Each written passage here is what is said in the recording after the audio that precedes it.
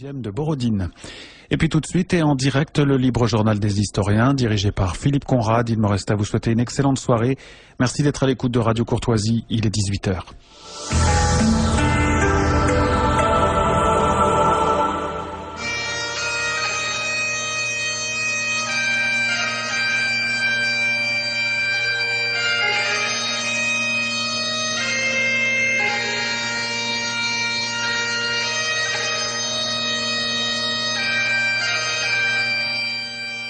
Ici Radio Courtoisie, la radio libre du pays réel et de la francophonie.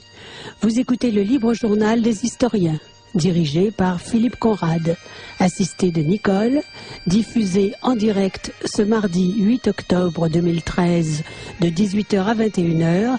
Il est diffusé en différé mercredi 9 octobre 2013 dans la nuit de 2h à 5h, dans la matinée de 7h30 à 10h30, puis à la demande sur le site internet de Radio Courtoisie. Ce libre journal est réalisé par Franck.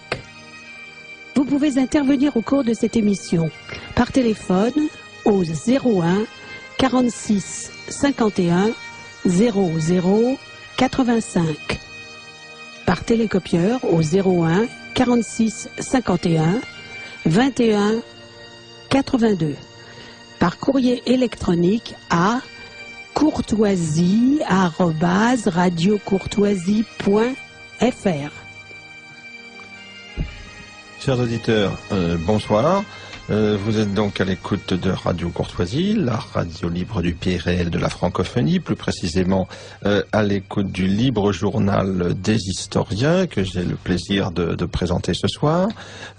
Outre Nicole qui vient de vous présenter la soirée, nous avons avec nous Bernard Lugan, que je salue.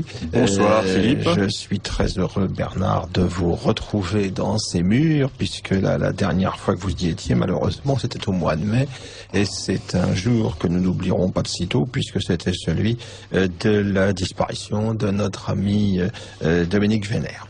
Bernard, vous avez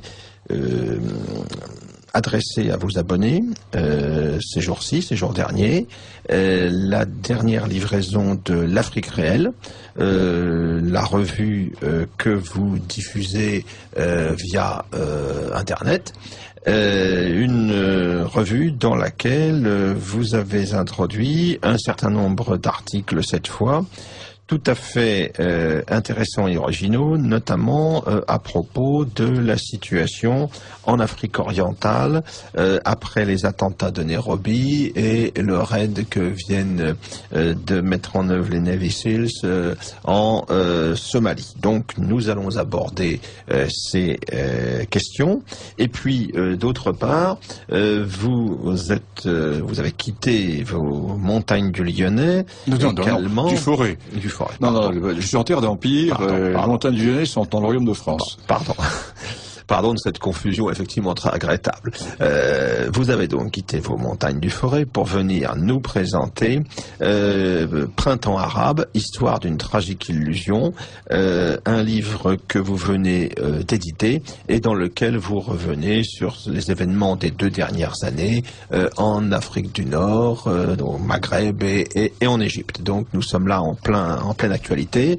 Nous serons rejoints d'ici quelques temps par Pierre Demeuse, qui m'accompagne désormais régulièrement pour présenter cette émission, qui est lui-même un excellent spécialiste de la Syrie. Nos auditeurs ont pu le constater lors de nos dernières émissions, et nous aurons ainsi l'occasion de faire un point général de cette situation extrêmement mouvante, voire inquiétante que nous connaissons en ce moment. Mais revenons d'abord à l'Afrique réelle.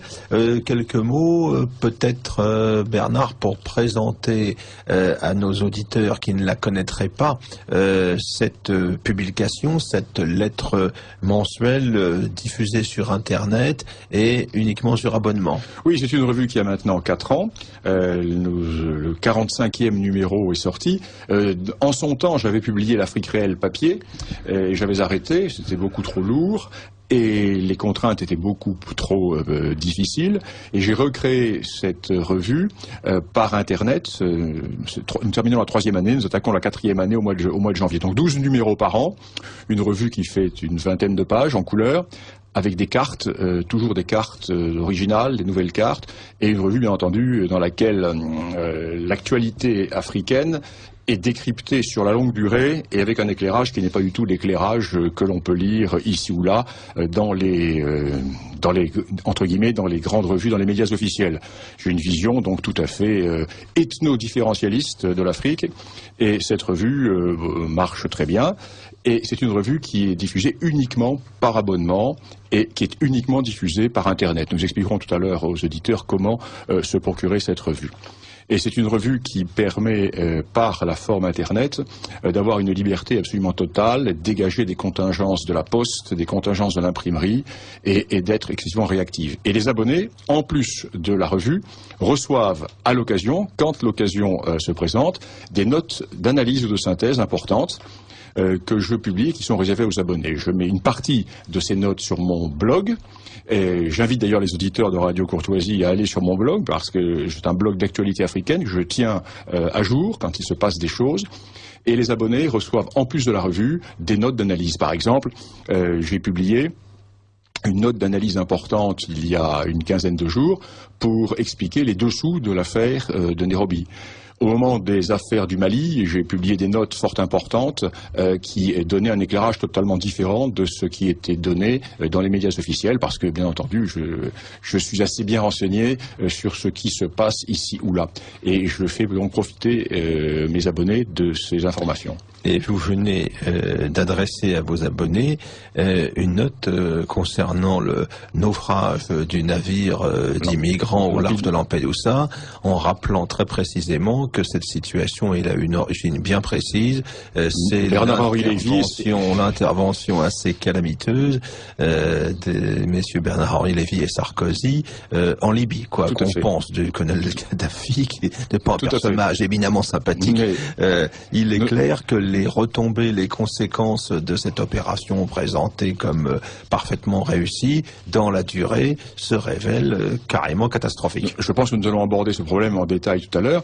Alors, ceci, ce n'est pas une analyse, c'est un communiqué que j'ai mis en clair pour tout le monde, ouvert pour tout le public, donc il peut être reproduit. Mais ce que je livre uniquement à mes abonnés, ce sont les notes d'analyse beaucoup plus importantes et beaucoup plus longues. Voilà donc comment fonctionne l'Afrique réelle, qui est publiée au début de chaque mois et qui est envoyée par Internet. Alors c'est la magie d'Internet, parce que du temps où j'avais l'Afrique réelle papier, j'étais en trimestriel, parce qu'il fallait imprimer, il fallait transporter, il fallait mettre sous enveloppe, il fallait coller, c'était épouvantable. J'avais 8 personnes qui travaillaient pour la revue. Bien là, un clic, la revue est montée, elle est montée en quelques heures, un clic, et des milliers de personnes la reçoivent. Donc c'est la magie d'Internet qui permet de contourner la censure. C'est l'arme moderne de la contre-révolution, c'est l'arme de la résistance. Et de la résistance. Et ceux qui n'ont pas compris ça, moi je regrette évidemment l'époque où on se battait au poignard et on se battait au lance-pierre. C'était plus sportif qu'avec des drones. Mais enfin, on fait la guerre ou on est vaincu, n'est-ce pas? Moi je fais la guerre. Voilà. Et pour la gagner. Ah oui. Ah oui. Alors, dans cette dernière livraison de l'Afrique réelle, vous insistez particulièrement sur l'affaire de l'attentat de Nairobi, qui a surpris l'opinion. Il s'était passé des choses au Kenya, en Tanzanie, il y a une dizaine d'années, mais ces pays paraissaient connaître un calme relatif, et on peut dire que l'Afrique orientale, si on accepte le chaos somalien, n'était pas aux premières loges dans les inquiétudes des chancelleries ces derniers temps. Du moins en France. Pour d'autres pays, oui, les Britanniques mais les Américains regardaient plus en détail. Nous dégageons de cette région. Nous avons quasiment abandonné, là encore merci M. Sarkozy, nous avons quasiment abandonné notre base de Djibouti. La Légion a quitté Djibouti. Aujourd'hui, maintenant, la Légion va quitter Orange. Vous voyez que les socialistes poursuivent la politique qui avait été commencée par M. Sarkozy Sarkozy. Là, on est véritablement dans une grande continuité.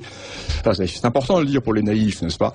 Alors donc, cette Afrique orientale connaissait une crise depuis fort longtemps, qui est la crise, la désintégration somalienne. Et à partir de cette désintégration somalienne, tout un foyer d'agitation, tout un foyer de contagion s'est développé. Et dans un contexte qui est tout à fait intéressant. Si l'on a une approche uniquement islamiste, l'on ne comprend absolument rien à la situation. Ce qui s'est passé à Nairobi, ce qui se passe en Somalie, c'est exactement la même chose que ce qui s'est passé au Mali. Et je l'ai dit 10 fois, l'islamisme est la surinfection d'une plaie qui est antérieure à l'islam. Nous sommes dans des problèmes qui sont des problèmes ethniques, dans des problèmes raciaux, dans des problèmes géopolitiques régionaux, et sur cette plaie, il y a une septicémie, une surinfection. Et si l'on se focalise uniquement sur l'aspect islamiste, l'on va peut-être traiter cette infection, mais l'on ne va pas refermer la plaie. C'est ce qui se passe au Mali, nous en reparlerons. Au Mali, nous avons repoussé les islamistes vers le sud de la Libye, et se pose maintenant à nouveau le problème Touareg.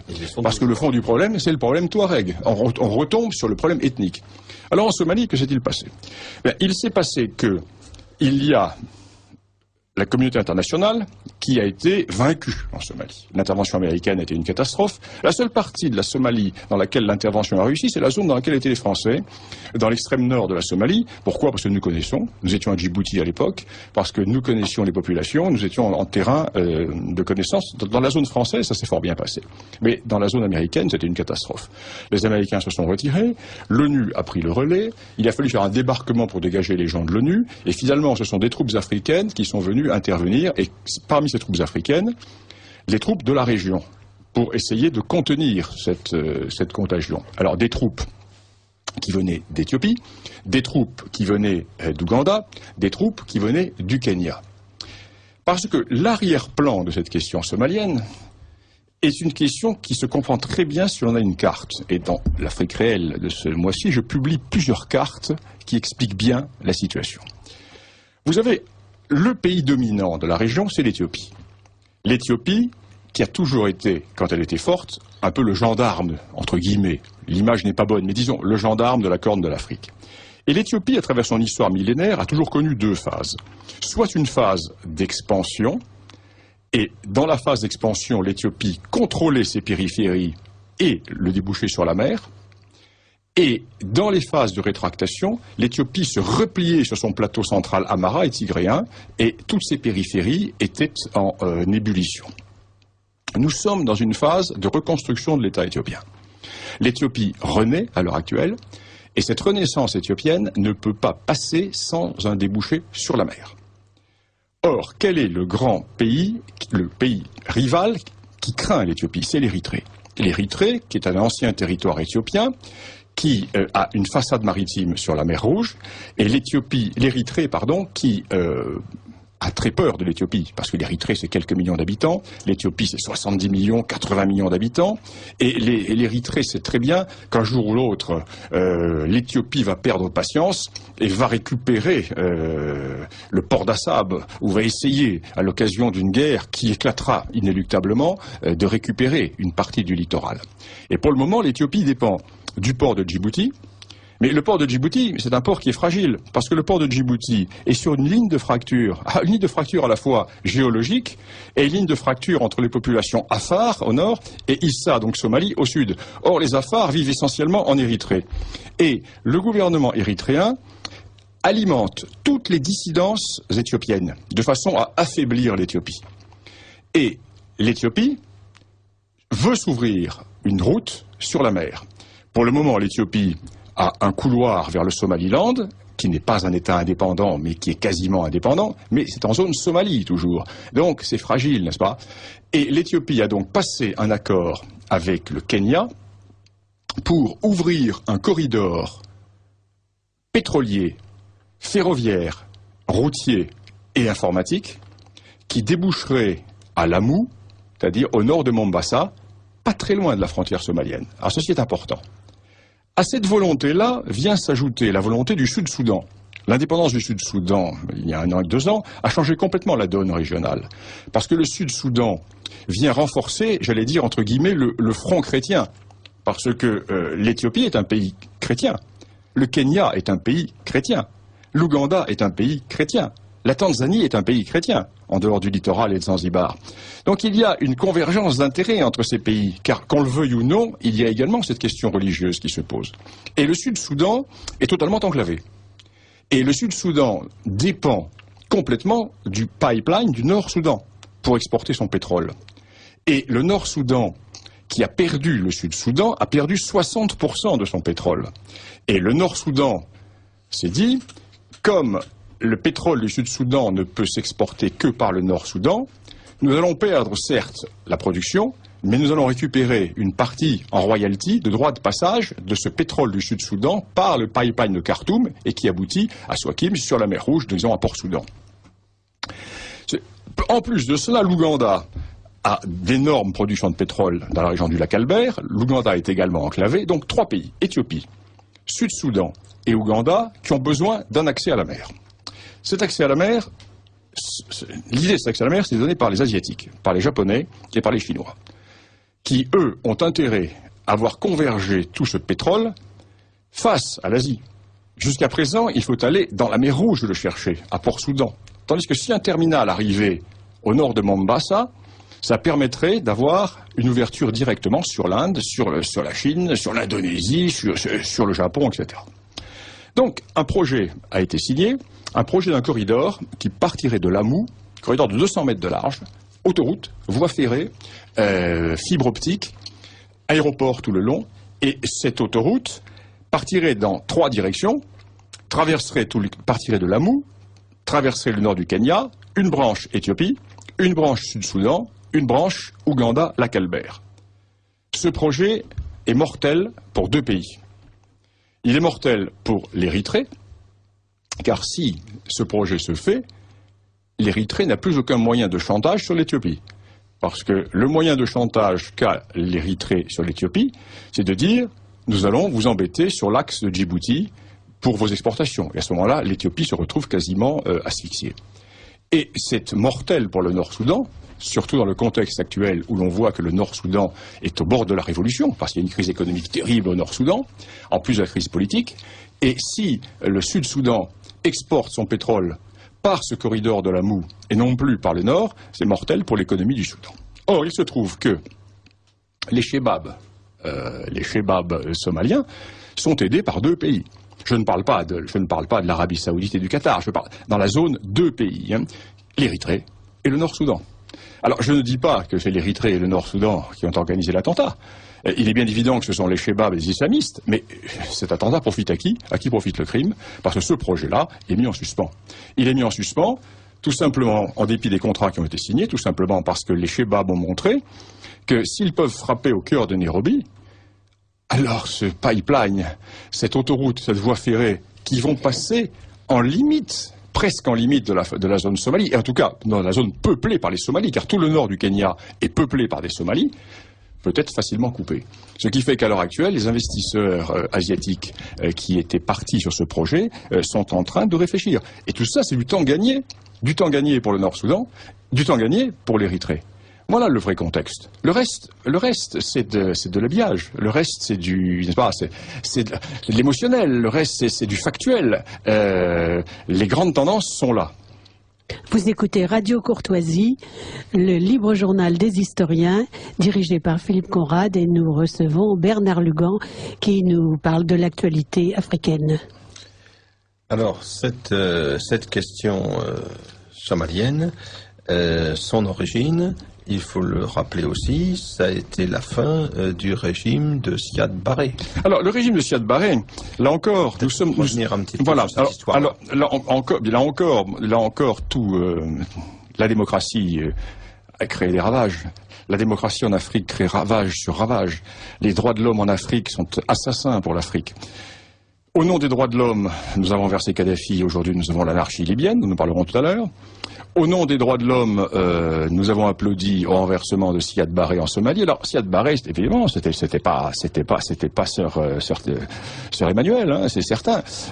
C'était un général, un dictateur, un homme fort, qui représentait une partie des tribus, parce que en Somalie, il n'y a pas d'ethnie, il n'y a qu'une seule ethnie, ce sont des Somalis. Les oppositions se font entre clans et entre tribus, et il n'y a que des Somalis. La Somalie est un cas à part en Afrique. Et Siad Barre a voulu, pour surmonter le clanisme et le tribalisme, donner une cause nationale au pays. Et il est parti dans l'idée de la Grande Somalie. La Grande Somalie, qu'est-ce que c'est? La Grande Somalie, c'est très simple, c'est la carte ethnique. Aujourd'hui, plus de 50% du territoire extérieur à la Somalie est peuplé par des Somalis. C'est-à-dire qu'il y a autant de superficie africaine, de territoire peuplé par des Somalis, que la Somalie fait de superficie elle-même. Il y a donc des Somalis à Djibouti. La moitié de Djibouti est Somalie. Il y a des Somalis dans toute la partie est et sud de l'Éthiopie, tout l'Ogaden. Vous avez des Somalis dans tout le nord du Kenya, le Northern District, qui est Somalie. Donc, peuplé par des Somalis. Donc, Siad Barre s'était dit, je vais lancer mon armée à la conquête de l'Ogaden éthiopien, et là, nous allons dépasser le clanisme dans le nationalisme pan-somalien. La manœuvre a marché au début, parce qu'à ce moment-là, Siad Barre était soutenu par les Soviétiques. Nous étions en pleine période de la guerre froide. Et l'Éthiopie était un bastion occidental américain. Or, entre-temps, une révolution a eu lieu en Éthiopie, le Négus a été renversé, les marxistes ont pris le pouvoir en Éthiopie, avec le colonel Mengistu Haile Mariam, qui va prendre la suite des premiers révolutionnaires, et les Soviétiques se disent, mais il vaut mieux soutenir l'Éthiopie, qui est un vieil État-nation, que la Somalie, qui n'existe pas. Et en plein milieu de la guerre, les Soviétiques abandonnent l'alliance somalienne et vont soutenir les Éthiopiens. C'est-à-dire que les Somaliens partent à l'attaque avec les plans soviétiques, et en plein milieu de l'attaque, en plein milieu de l'offensive, ils se retrouvent avec les cadres soviétiques qu'ils avaient formés en phase 2, qui viennent former les Éthiopiens. Bon, l'armée somalienne est disloquée, et débandade, retour sur la Somalie, crise nationale terrible, et au lieu de dépasser le critère clanique, le gouvernement du général Siad Barre va se retrouver complètement réduit à sa tribu, d'une sous-partie des clans d'Arod, notamment les Mahérans, etc. Ce qui fait que tous les autres clans vont mener la guerre contre lui. Et déjà à cette époque, on va dire oui, c'est un dictateur, les autres sont des démocrates, etc. Et l'Occident va applaudir au départ du général Siad Barre. Et après le départ du général Siad Barre, eh bien la Somalie va entrer dans la crise que nous connaissons depuis 20 ans. Et elle n'en sortira pas, parce qu'il faut un pouvoir fort, et on ne voit pas très bien quel pouvoir fort peut, dans l'immédiat, se reconstituer en Somalie. Donc là encore, la démocratie, les droits de l'homme ont fait des ravages considérables. Parce qu'à un moment donné, les fameux Chebab avaient réussi à s'imposer quand même, Mogadiscio. Oui. Et il y a eu une intervention extérieure, notamment éthiopienne, pour renverser le pouvoir ainsi établi. Alors les Chebab, il faut voir qui sont les Chebab. C'est un mouvement intéressant parce que les Chebab au départ sont composés de laissés pour compte de l'organisation clanique somalienne. Tous les Somaliens appartiennent à des clans. Et ces clans sont tous somalis. Et il y a dans la région du fleuve Chébélé des populations d'origine bantouphone. Et il y a des populations qui sont un peu mixtes, mais qui ne sont pas somalis. Et ces gens sont considérés par les Somalis comme des gens de seconde catégorie. Et ce sont ces gens-là qui, à l'origine, ont créé ce mouvement Chebab avec un slogan « Notre seul clan, c'est l'islam ». Pour dépasser ce critère, donc la coagulation autour de cette notion coagulante de l'islam. Et ils vont réussir militairement à prendre un certain nombre de positions. Ils vont surtout se développer à partir du moment où l'armée éthiopienne va rentrer en Somalie, et ils vont à ce moment-là abandonner un peu ou mettre en sourdine leurs revendications islamistes fondamentalistes pour jouer la carte nationaliste. Donc ils vont réussir à attirer à eux des nationalistes, entre guillemets, qui refusent la présence éthiopienne, puis la présence ougandaise, puis la présence kenyane. C'est-à-dire qu'aujourd'hui, on est dans une construction qui est à la fois islamo-nationaliste. Donc c'est un mouvement qui n'est pas uniquement composé de fous de Dieu. Hein. Il faut bien voir qu'il y a quelque chose qui est plus important que cela. Et ce mouvement, pour le moment, est retranché dans le sud de la Somalie. Et dans les autres parties de la Somalie, il y a une tentative de reconstitution de l'État, entre guillemets, mais c'est très fragile et tout ceci est très volatile. Il est bien évident que si la MISOM, les missions armées est-africaines partaient, les Chebabs reprendraient une expansion importante. Est-ce que les choses ne sont pas un peu différentes dans l'ancien Somaliland britannique au nord? Oui et non. Le responsable des Chebabs est du Somaliland. C'est un Issa du nord. Ouais. Donc dans le nord, dans le Somaliland du nord, il y a un minimum d'ordre. Voilà, c'est ça. Un minimum d'ordre. Région relativement stabilisée. Relativement, mais qui a sa propre guérilla interne, qui a ses propres divisions claniques et tribales. Et l'actuel chef des Chebabs est originaire de cette région. Donc, c'est pas aussi simple que cela. C'est toute la Somalie qui est en c'est tout le monde Somalie. En ébullition. C'est tout le monde Somalie qui est en ébullition. Et comme ce monde Somalie déborde très largement des frontières de la Somalie, eh bien, nous avons cette contagion. Alors, là-dessus viennent se greffer les revendications islamistes, et là-dessus, nous avons cet ensemble. Alors, toutes les manipulations sont possibles. Toutes les manipulations sont possibles. Et comme les Chebabs sont aidés par les services érythréens et par les services du Nord-Soudan, eh bien, voilà, toute manipulation est possible. Et est-ce qu'il y a un jeu, et quel est-il des Saoudiens ou autres Qataris, des islamistes de la péninsule arabique sur ce terrain-là? Leur jeu est moins net qu'il l'est en Syrie et qu'il l'était en Libye. Il est moins net pour une raison très simple. C'est que, certes, l'Éthiopie pour eux est un ennemi, mais c'est également un partenaire. Parce qu'il y a un projet très important qui est de transformer l'Éthiopie en immense usine hydroélectrique, en détournant les eaux du Nil, ce qui va lui poser des problèmes avec l'Égypte. Ça fait 2 ans que j'en parle de cela. J'ai fait des gros articles, des grosses études dans l'Afrique réelle. L'Égypte, l'on voit venir depuis longtemps. L'Égypte va avoir des problèmes terribles à cause de cela, parce que pendant ce n'est pas que le niveau du Nil va baisser, non, mais pendant le temps de fabrication des barrages, le niveau du Nil va baisser de 30 à 40%. Parce que le temps de remplir ces gigantesques barrages qui sont en amont et qui vont se faire en escalier, parce qu'il va y avoir non seulement les barrages en Éthiopie, mais il y a les barrages au Sud-Soudan également. Et sur le bassin versant, ça ne concernera pas le Nil, sur le bassin versant kényan également, il y a des barrages qui vont se faire. Alors donc, il y a là tout un problème, il y a toute une géopolitique, et donc l'Éthiopie voudrait se transformer en centre de production électrique pour toute la péninsule arabique.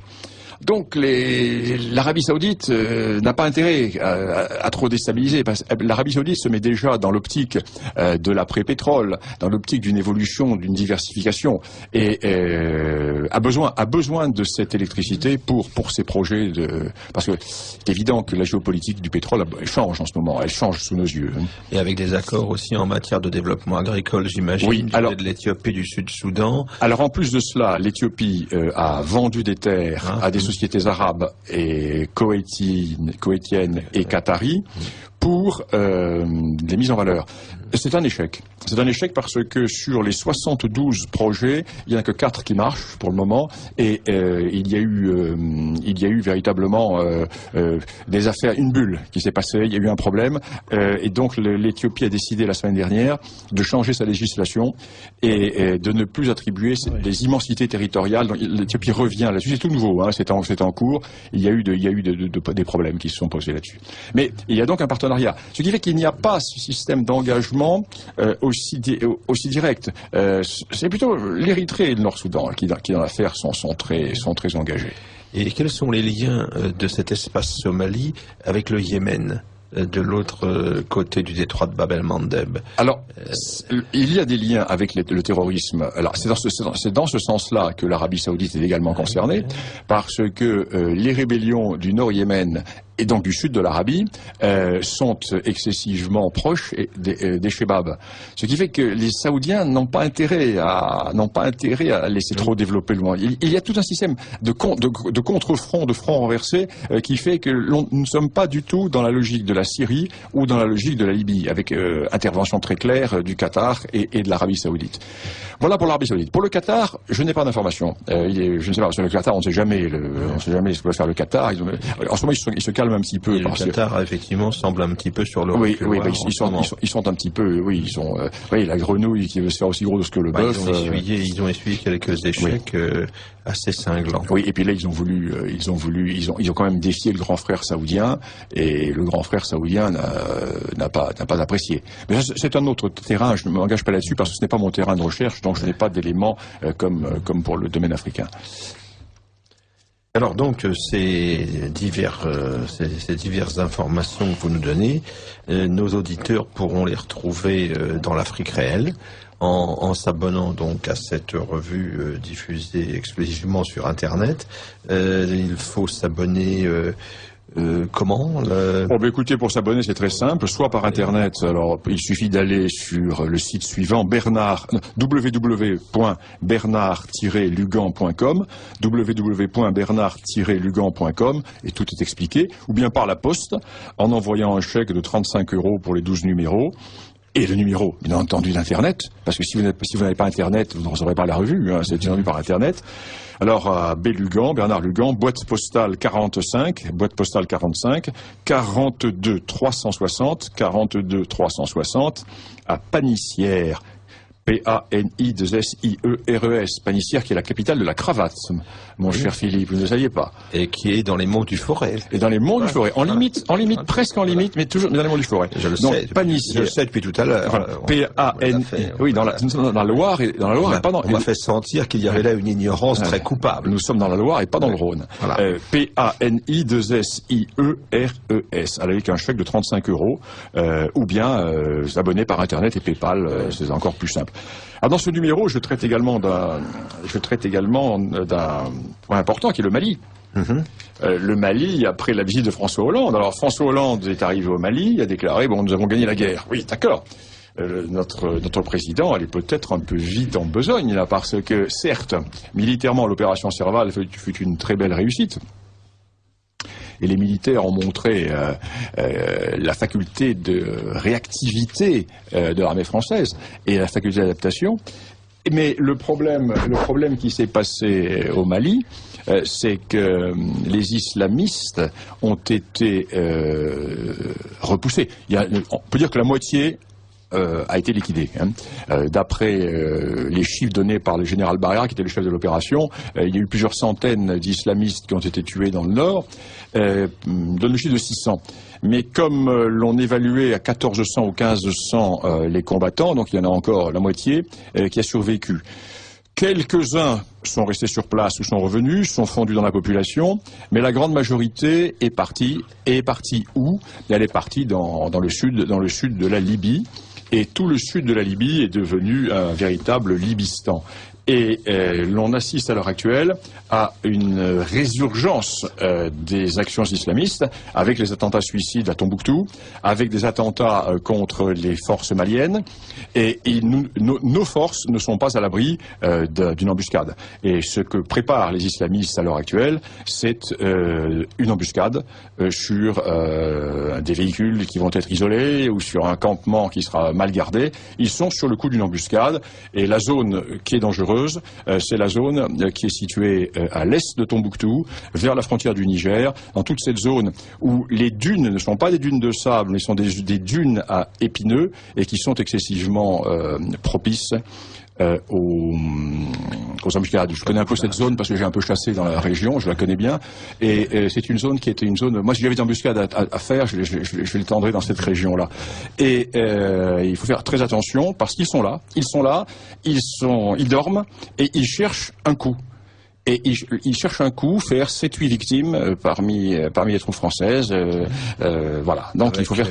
Avec l'impact médiatique. Avec l'impact médiatique, il faut faire très attention.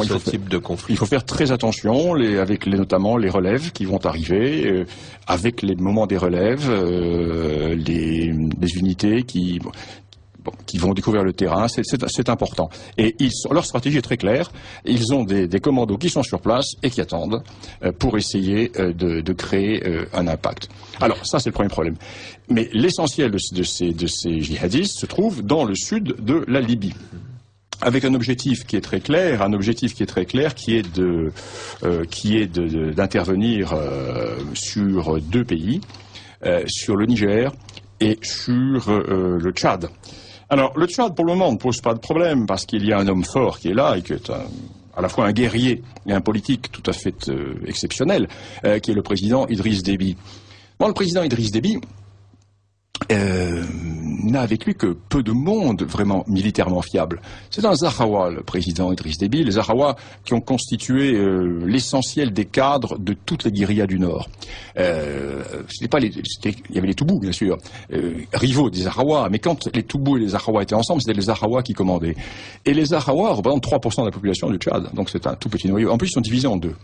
Les Zahawa ne sont pas unis, et donc disons que le président Idriss Déby a autour de lui 1,5% de la population du Tchad, plus quelques éléments ici ou là.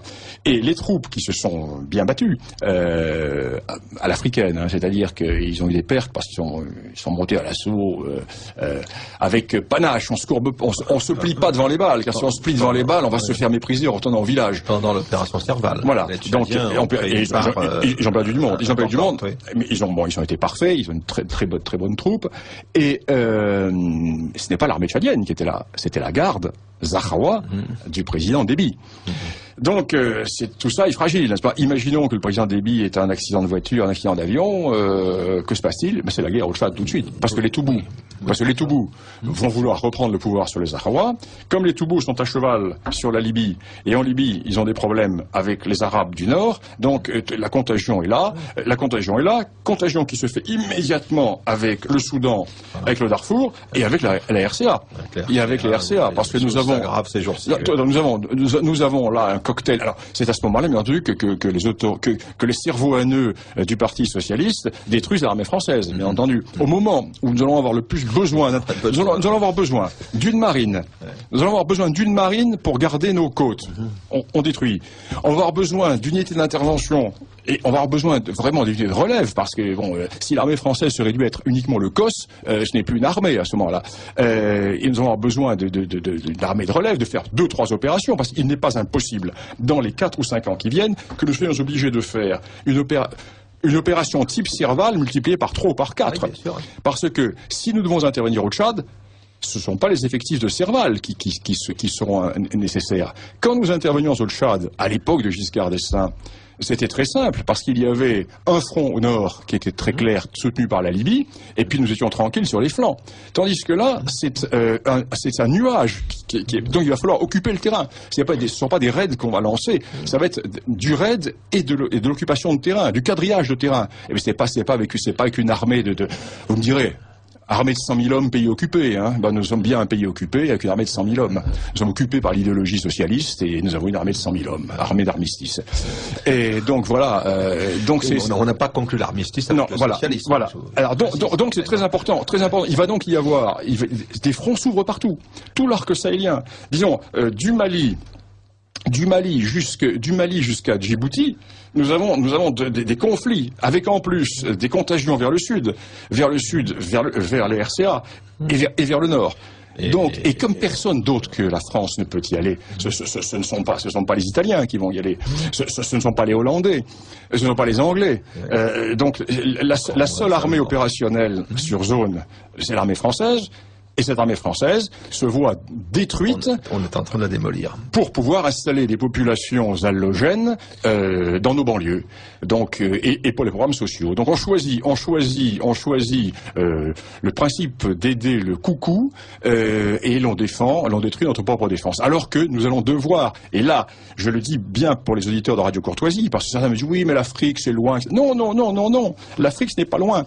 L'Afrique c'est à nos portes. Vous me direz l'Afrique est plus qu'à nos portes. Mais les grands dangers qui se déroulent à l'heure actuelle, la Méditerranée, ce n'est plus rien. Regardez comment ces boat people la traversent. Nous ne pouvons pas nous permettre de ne pas maintenir l'ordre dans l'arrière-cour africaine. Car si nous laissons l'arrière-cour africaine en phase d'anarchie, nous allons subir les conséquences par l'immigration, par les populations d'origine immigrée installées chez nous. Donc nous devons obligatoirement être sur place pour, je dirais pas recoloniser, mais c'est presque cela, pour refaire ce qu'ont fait nos grands anciens dans les années 1892-95, rétablir l'ordre dans toute cette région qui était en phase d'anarchie. L'histoire se renouvelle. Ici Radio Courtoisie, la radio libre du pays réel et de la francophonie. Vous écoutez le libre journal des historiens et vous écoutez en particulier en ce moment Bernard Lugan qui nous parle de l'Afrique. Alors Bernard Lugan, vous avez bien mis en lumière également le fait qu'il y a eu une erreur majeure dans la gestion de l'affaire malienne, c'est que politiquement il eût fallu d'abord imposer un règlement de la question touareg. Politique d'abord. Avant de remporter une victoire militaire certaine, mais dont les lendemains demeurent plus ou moins indécis. Les militaires le savaient très bien, ça. Ils le savaient parfaitement. Le problème qui s'est passé au Mali, c'est très simple.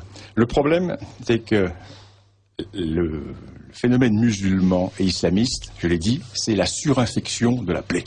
Il y a une plaie qui existe depuis l'indépendance dans toute la région sahélienne, qui est que nous avons créé des États qui englobent à la fois la zone soudanaise, peuplée par des populations sédentaires agricoles noires, et au nord, des populations nomades sahéliennes, qui sont des populations entre guillemets blanches, ou présumées blanches, ou se revendiquant comme blanches, ou perçues comme blanches.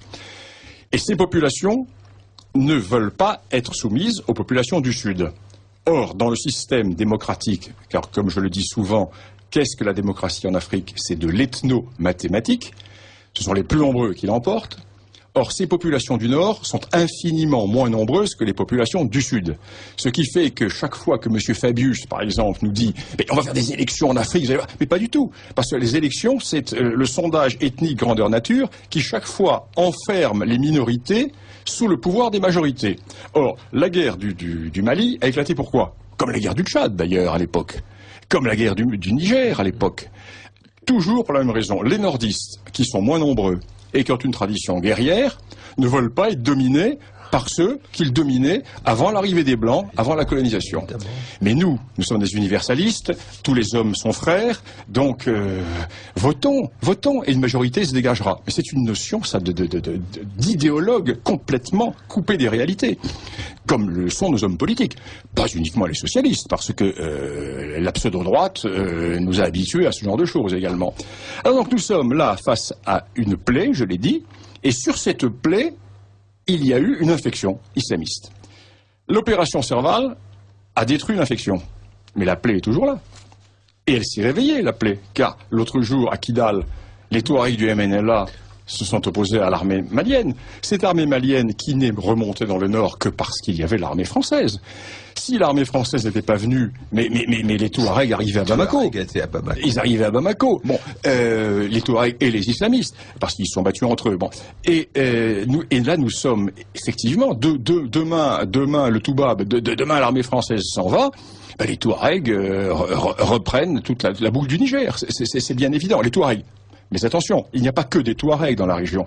Il y a également des Maures, il y a des Songhai, il y a des diverses populations. Donc il ne faudrait pas croire que l'on pourrait donner une sorte d'autonomie aux Touaregs. Non, parce que le sujet est encore plus compliqué que cela. Parce que dans le nord Mali, que l'on appelle l'Azawad, il y a plusieurs sous-régions. Il y a l'Azawad du fleuve, avec Tombouctou, qui est peuplé par des Songhai, par des Maures, et également par certains Touaregs du Sud, qui sont des populations du Sud touaregisées, mais qui sont ethniquement Songhai ou Peul. Et nous avons au nord, à l'ouest, vers la Mauritanie, les Maures, qui se rattachent aux grandes tribus Maures de Mauritanie, et qui se rattachent donc à un monde à la fois ouest et nord, avec certaines tribus du sud de l'Algérie. Et à l'est, nous avons les Touaregs, sur la partie centrale, qui se rattachent au noyau Touareg du Niger et du sud de l'Algérie, et jusqu'en Libye. Donc la situation est très compliquée. C'est une situation excessivement ethniquement volatile. Alors quand vous mettez là-dedans les droits de l'homme, la démocratie et les élections, vous surinfectez la plaie, bien évidemment. Alors ce qui s'est passé, c'est cela. Il eût fallu, et moi je l'ai dit depuis le début, il eût fallu profiter de l'état de faiblesse totale du Mali pour conditionner dans son intervention militaire à un règlement politique de type fédéral ou confédéral. Il fallait dire aux Maliens, nous arrivons. Je ne parle pas de l'intervention sur Bamako, il fallait absolument le faire pour empêcher les islamistes de descendre sur... Il fallait le faire. Et prendre des Français en otage, les complications que ça impliquait. On bloquait la descente. Mais avant d'aller sur Tombouctou, avant d'aller sur Gao, avant d'aller sur Kidal, il fallait dire aux Maliens, écoutez, vous êtes bien gentils, mais ça fait 30 ans que ça dure, cette plaisanterie, on va régler ça une fois pour toutes. Et pour régler ça une fois pour toutes, vous allez changer votre constitution. Et vous allez prendre une approche confédérale ou ultra-fédérale, et vous allez reconnaître l'existence de l'Azawad, et au sein de l'Azawad de 3 régions. Je ne dis pas une indépendance, mais vous allez cesser de vouloir coloniser les peuples du Nord qui ne veulent pas de vous, et qui vont vous filer la pâtée chaque fois que nous ne serons pas là. Dès que nous partons, vous allez reprendre la pâtée. Bon, donc, il faut qu'on en sorte de cette histoire. Alors, au lieu de cela, eh bien, donc, les politiques ont laissé les militaires régler le problème. Et puis, une fois que le problème a été réglé, eh bien, le Quai d'Orsay a repris l'affaire en main. Élection, démocratie, suffrage universel. Résultat, on a élu un président vieux cheval de retour de la vie politique malienne, qui est tenu, il est tellement faible que sa première mesure, ça a été de nommer général de corps d'armée, excusez du peu, un capitaine putschiste, capitaine Sanogo, qui est général de corps d'armée, pour lâcher. Alors du coup, mutinerie des caporaux, mais nous voulons être lieutenants, mutinerie des lieutenants, mais nous voulons être capitaines. Donc vous voyez, nous sommes véritablement, c'est la farce complète. Alors que il lui fallut profiter de cette situation pour dire voilà, maintenant, terminé, vous changez la Constitution, ou alors vous vous débrouillez. Oui, ben, il y a quand même un endroit dans le monde où François Hollande peut se faire applaudir. Ah oui. C'est ça, faut compter avec ce paramètre-là. Alors, nous avons des questions d'auditeurs. Alors, merci pour cette émission, nous dit un auditeur. Peut-on prognostiquer un nombre moyen d'immigrés que ces différents conflits peuvent provoquer ? Nous les voyons, là, nous les voyons. Alors justement, sur cette question, j'ai fait un communiqué sur mon blog il y a quelques jours. J'expliquais qu'en fait, les responsables du drame de Lampedusa, ce sont les gens qui ont déclenché la guerre en Libye, donc indirectement, messieurs BHL et Sarkozy. Parce que, voilà la situation. La situation est très claire. Le colonel Kadhafi était en très bons termes avec le président du Conseil italien Berlusconi. Et un accord avait été passé entre l'Italie et la Libye, donc entre l'Europe et la Libye qui voulait se redonner une honorabilité. Et la Libye avait détruit ses armes plus ou moins secrètes, la Libye avait cessé d'aider le terrorisme, la Libye avait décidé de contrôler l'immigration sauvage, et donc la Libye contrôlait ses côtes. Ce qui fait que pendant 1 an et demi, 2 ans, il n'y a quasiment plus de clandestins qui sont arrivés par cette route-là. Alors les clandestins venaient beaucoup plus par l'ouest, ils essayaient de passer par le Maroc espagnol, par les enclaves de Ceuta et de Melilla, mais là, finalement, les Espagnols réussissaient à les bloquer. Il y a eu donc, au moment de la révolution tunisienne, l'axe qui s'est ouvert depuis la Tunisie. Mais ce n'était pas un axe très important. Et aujourd'hui, comme il n'y a plus d'État libyen, les grands axes de migration repassent par la Libye. Alors ce ne sont pas forcément les axes qui viennent de l'Ouest africain, Ce sont des Axe qui viennent essentiellement de la Corne de l'Afrique, Somalie, etc. Et également des groupes qui viennent de l'Ouest africain et qui font le tour et qui arrivent dans cette zone située jusqu'au Niger et qui remontent à travers le Sahara. Or, qui tient ces axes? Ce sont les islamistes, les djihadistes qui contrôlent tout le sud de la Libye et qui sont en partenariat avec les groupes mafieux. Alors, c'est très difficile de faire la différence entre les uns et les autres. Et où aboutissent, alors ceci est fondamental, où aboutissent ces voies? Elles aboutissent en Cyrénaïque, c'est-à-dire dans la partie est de la Libye, et elles aboutissent à deux endroits, Benghazi et Derna. Derna qui est un véritable émirat, c'est un émirat salafiste.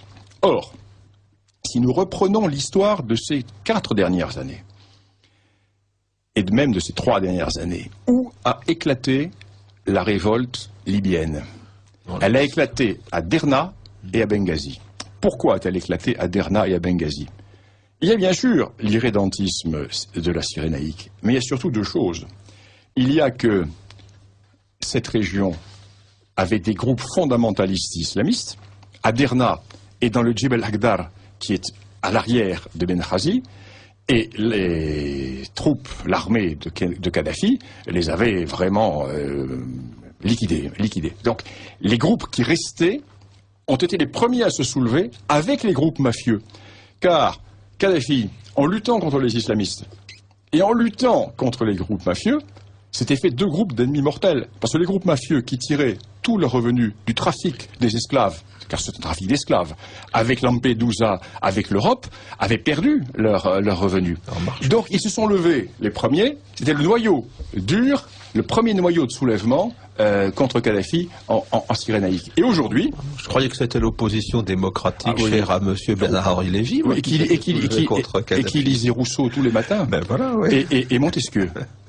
Et donc, aujourd'hui, ce sont ces réseaux. Et ce qui est tout à fait inquiétant, je dis inquiétant, c'est que, il y a encore 2 mois, les réseaux islamistes n'étaient que dans le sud de la Libye. Et ils n'avaient pas établi le lien avec les réseaux islamistes qui sont dans le Djebel Agdar, qui tiennent Benghazi et qui tiennent surtout Darna.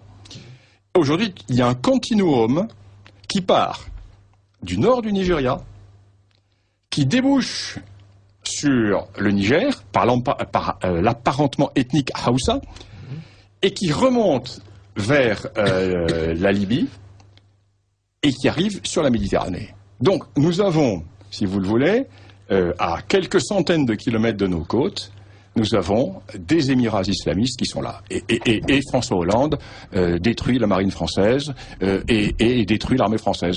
Alors que nous allons avoir vraiment besoin d'intervenir, car ça va être vital. Vous écoutez Radio Courtoisie, le libre journal des historiens, dirigé par Philippe Conrad, et nous écoutons, à propos de l'Afrique, Bernard Lugan. Et j'ai des messages. Messieurs, quelle est la signification du terme novlangue communauté internationale? En 9 langues, la communauté internationale, ça veut dire le camp occidental américano-centré. Une communauté internationale, d'ailleurs, dont on voit qu'elle se réduit en peau de chagrin, bien qu'elle soit invoquée en continu par la nomenclatura médiatique. On l'a vu à propos de l'affaire de Syrie, où la communauté internationale était réduite initialement au tiercé américano-anglo-français, jusqu'à ce que le général Hollande se retrouve tout seul et sans troupes, après avoir battu le tambour et joué du clairon pour aller faire justice à Damas. Sous les grands rires des Cosaques. Sous les grands rires des Cosaques, et puis de pas mal d'autres Européens aussi, je crois. Et de beaucoup de monde. Sans parler de l'opinion française. Alors, un auditeur, cher monsieur, sans trop valoriser un regard rétrospectif sur la politique de De Gaulle en Afrique, est-ce que son projet de communauté des États francophones aurait eu un destin moins désastreux que l'actuelle situation? Question peut-être naïve et historiquement maladroite, mais je vous remercie. Et c'est signé. Non, je crois que ce qui aurait pu avoir un avenir, c'était les communautés sahariennes, l'organisation des communautés sahariennes.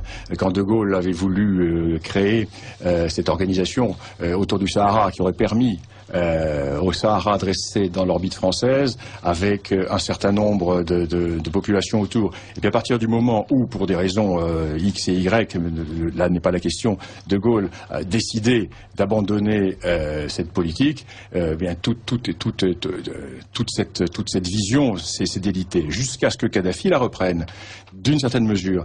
Parce qu'on présente toujours Kadhafi comme un fantasque. C'est un fantasque, c'est évident, et il a des défauts. Bon, mais bon, moi je suis historien, je ne suis pas là pour décerner des satisfecit ou des blâmes. L'historien ne blâme pas ni ne loue pas. L'historien raconte et il analyse. Donc je n'ai pas à dire que c'est un vilain ou un gentil, peu importe. Pour nous, c'était un allié. Kadhafi était devenu un allié, qu'on le veuille ou non, un allié dans deux combats qui sont importants, le combat contre les fondamentalistes et le combat contre les réseaux d'immigration clandestine et mafieux. Et nous avons, au nom des droits de l'homme et au nom d'intérêts que l'on connaîtra peut-être un jour, pour le moment qui sont bien confus, nous avons cassé cette politique, nous avons cassé Kadhafi. Alors Kadhafi a eu une idée dans les années 1985-90, une idée qui tenait la route. Je l'ai souvent dit ici, mais je le répète. Kadhafi n'était pas un homme du littoral. Aujourd'hui, le grand drame de la Libye, c'est que tous les chefs actuels de la Libye sont des citadins, des gens du littoral. Ce sont des gens qui ont une tradition marchande avec la Turquie, avec la Méditerranée occidentale. Ce sont des commerçants. Et ils ont peur des hommes du désert. Ils ont peur des hommes du désert parce que traditionnellement, ces hommes du désert, périodiquement, venaient piller ces villes. Depuis l'époque romaine déjà. Je travaille à l'heure actuelle à une histoire de la période romaine en Afrique du Nord pour montrer la grande continuité de ces irruptionnes du sud sur le littoral. À l'époque romaine, déjà, les villes de Cyrénaïque, les villes de Tripolitaine étaient battues, étaient assiégées régulièrement par ces populations qui sortaient du désert. Et dans la longue mémoire libyenne, les actuels dirigeants de la Libye sont des gens du littoral. Kadhafi, non. Kadhafi est un homme du désert. C'était un homme du sud. Et Kadhafi appartenait à une tribu qui était tout à fait intéressante, la tribu de Khadafa, qui est une tribu qui était exactement installée à la jonction de la Cyrénaïque, et là j'ai des cartes qui le montrent bien, à la jonction de la Cyrénaïque et de la Tripolitaine, de ce sort de doigt vert qui coupe la Libye en deux et qui se prolonge jusqu'au Tchad. Ce qui fait que Kadhafi, enfant, sous la tente, entendait ses grands-parents, ses oncles, ses tantes raconter l'époque des grandes caravanes. Pour Kadhafi, le Tchad n'est pas un pays étranger. Pour Kadhafi, l'Aïr n'est pas un pays étranger. Pour Kadhafi, le Tibesti n'est pas un pays étranger. Donc, Kadhafi avait eu l'idée de créer une sorte d'État ou de confédération des peuples sahariens.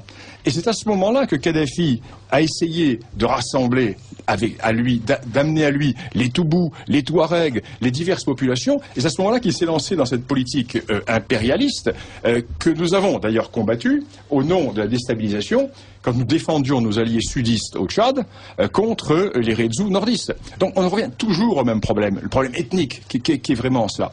Alors, je réponds à la question de l'auditeur. L'héritage saharien de Gaulle, qui a été morné, a été repris, et morné lui aussi, mais repris en partie par Kadhafi.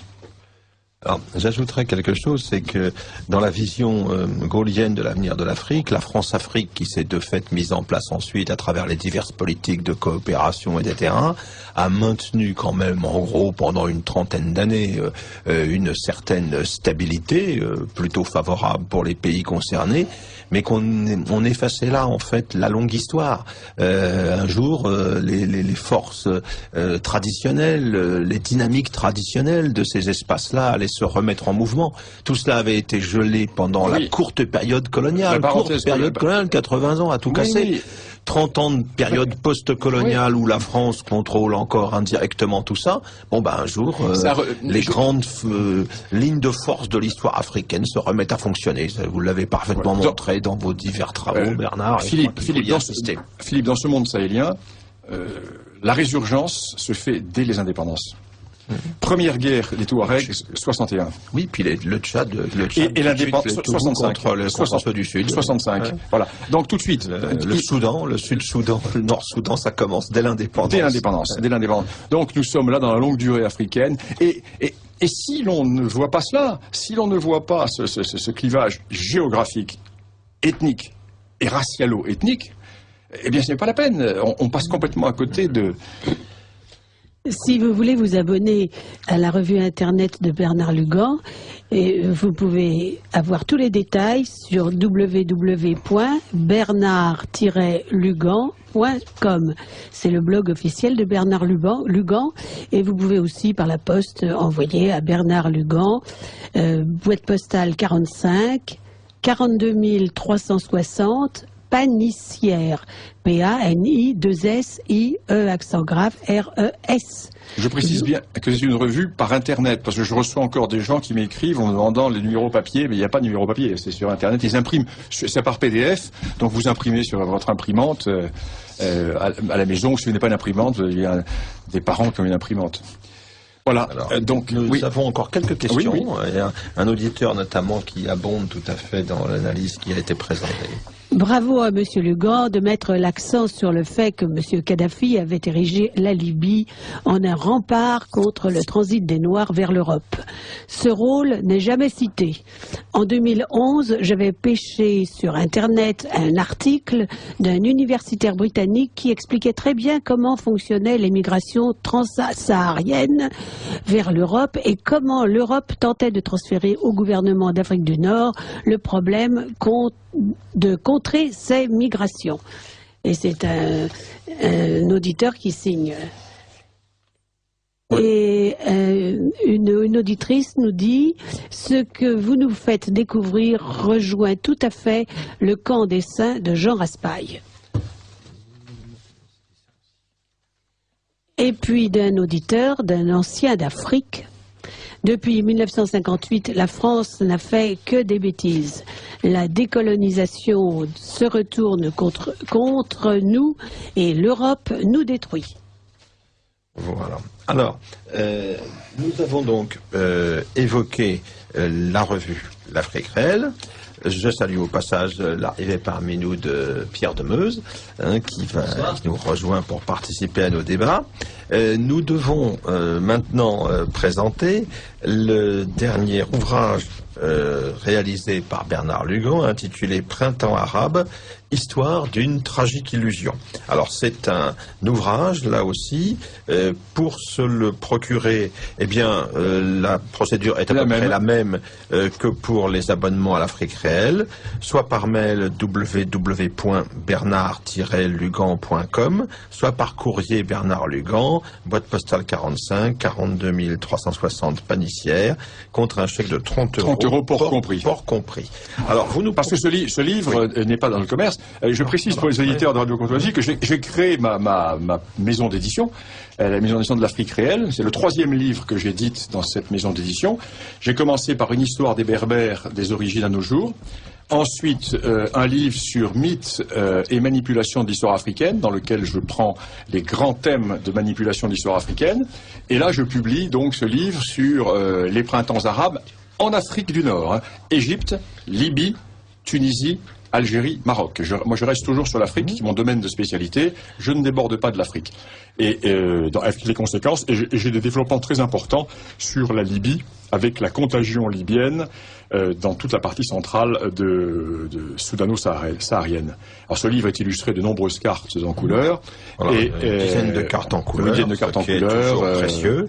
Avec la carte l'Algérie des islamistes, et puis toutes les diverses. C'est-à-dire des cartes tout à fait originales. Alors, je précise aussi dans ce livre une de ses particularités, Bernard, c'est que vous traitez ces différentes révolutions en les replaçant dans leur contexte continuité chronologique, c'est un espèce de journal précis de la suite des événements, mais il ne s'agit pas d'une chronologie sèche, hein, c'est-à-dire qu'à chaque moment tournant, vous faites une analyse, vous proposez des interprétations, ce qui permet d'éclairer d'une manière tout à fait nouvelle cette espèce de bouillonnement qui a commencé il y a plus de 2 ans maintenant, 2 ans et demi, bientôt 3 ans en Tunisie. Les Européens, les auditeurs de radio, les lecteurs des journaux sont complètement submergés par un flux d'informations qui ne sont jamais hiérarchisés. Il y a des éléments au contraire tout à fait essentiels qui sont passés totalement sous silence, hein, pour des raisons diverses, que ce soit l'ignorance de la caste journalistique ou les calculs bien compris des intérêts de certains États. L'inculture. Je me demande si l'inculture n'est pas plus forte que la perversité. Chez les journalistes, chez pas mal de journalistes. Chez certains, oui. Chez certains. L'inculture, il y a bien entendu, il y a la perversité. Alors quand la perversité s'additionne à l'inculture, nous en arrivons à des... On a quelquefois aussi des spécialistes ou considérés comme tels qui sont capables de tenir des discours tout à fait surprenants par le fanatisme idéologique qu'ils expriment. Je pense par exemple à un Jean-Pierre Filiu de Sciences Po, spécialiste de l'islamisme, mais qui a eu des propos ou des écrits concernant la Syrie qui laissent complètement abasourdi quand on s'en tient à une approche critique, raisonnée, raisonnable des événements. Donc je pense que c'est... Oui, souvenez-vous que nous avions fait une émission sur la Côte d'Ivoire à l'époque des événements, et je citais cet article du Monde qui avait été signé par les trois grands africanistes connus en disant que les problèmes ivoiriens étaient tout sauf ethnique. Oui, mais bien sûr. Oui, d'accord. Ils ont tout compris. Absolument.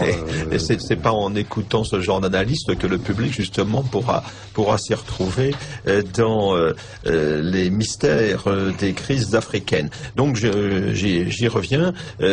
Cet ouvrage, c'est un ouvrage qui vaut par sa dimension didactique, au meilleur sens du terme. C'est-à-dire qu'après 3 années de chaos, 3 années de bouleversements divers et variés, de rebondissements successifs, il est certain que l'auditeur moyen ou le citoyen moyen est complètement perdu dans tout ce flot d'événements, à moins de suivre les choses dans le détail et de connaître déjà le terrain de manière assez fine.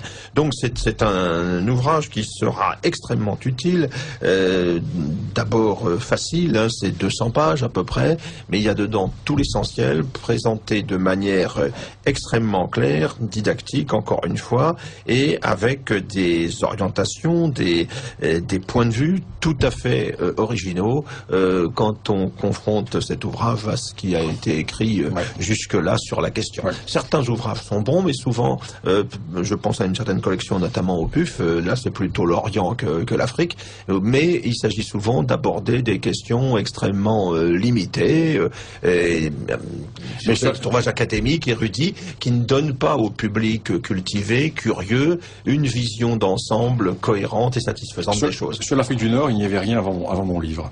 Une vision globale et une vision qui Mashrek Maghreb et qui montre à l'intérieur de Mashrek et du Maghreb les originalités qui interdisent de parler de révolution arabe.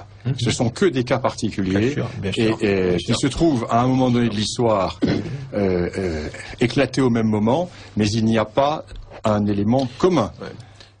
D'ailleurs, le Maghreb, on le voit bien, reste l'angle mort dans les choses qu'on nous présente, dans la mesure où on n'est pas dans l'actualité à chaud, dans la mesure où il n'y a pas de mouvement d'insurrection spectaculaire. Et nous allons voir pourquoi. Si ça arrive demain ou après-demain ou dans les mois qui viennent en Algérie, par exemple, ça va complètement surprendre les prétendus observateurs ou spécialistes de ces questions, qui ont rarement d'ailleurs une vue d'ensemble de ces mouvements et même de l'islamisme dans ses composantes extrêmement diverses. Il y a des gens qui sont spécialistes de l'Irak, d'autres de l'Égypte, d'autres de l'Afrique. Nous avons besoin aujourd'hui de vues synthétiques, ambitieuses, qui permettent d'apporter des réponses claires et des pistes de réflexion solides sur ces événements. Il faut voir, comme disait Maurras, la dentelle du rempart et ne pas rester sur son créneau. Voilà. Il faut avoir la vision complète de l'architecture de défense. Exactement. Eh bien, je suis très heureux que nous ayons affaire à un voyant comme vous, mon cher Bernard. Alors, dans ce livre, donc, il est organisé en fonction des différents pays concernés qui sont abordés successivement. Vous avez suivi en quelque sorte un petit peu la chronologie des événements, en commençant par la Tunisie, puis ensuite l'Égypte, le renversement de Moubarak, ensuite la Libye, une crise beaucoup plus longue, mais qui se termine sur la disparition de Kadhafi. Et puis alors vous terminez avec les deux autres pays du Maghreb, Algérie et Maroc, où nous n'avons pas eu, jusqu'à maintenant en tout cas, de crise majeure, d'insurrection spectaculaire, de révolte de masse, mais où il est sans doute très utile d'aller étudier le terrain pour éventuellement anticiper sur situation volatile. Voilà, sur ce qui pourrait arriver. Alors, si vous le voulez, nous allons aborder successivement ces différents pays. C'est la Tunisie qui a donné le signal. D'une certaine manière, les choses ont évolué d'une manière un peu surprenante, parce que la Tunisie, c'était un pays déjà, quant à son niveau de vie, quant à son modèle culturel, peut-on dire, très proche de l'Europe. La Tunisie, le niveau de vie moyen du Tunisien, à peu de choses près, c'est celui du Portugais.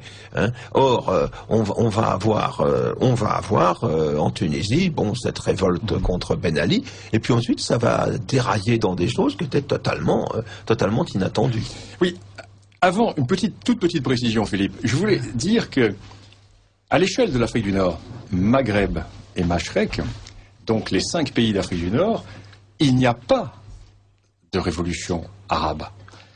Il va y avoir 2 pays qui vont totalement échapper, le Maroc et l'Algérie, un pays qui va connaître une guerre civile, la Libye, et 2 pays qui vont se débarrasser de leur vieux dictateur.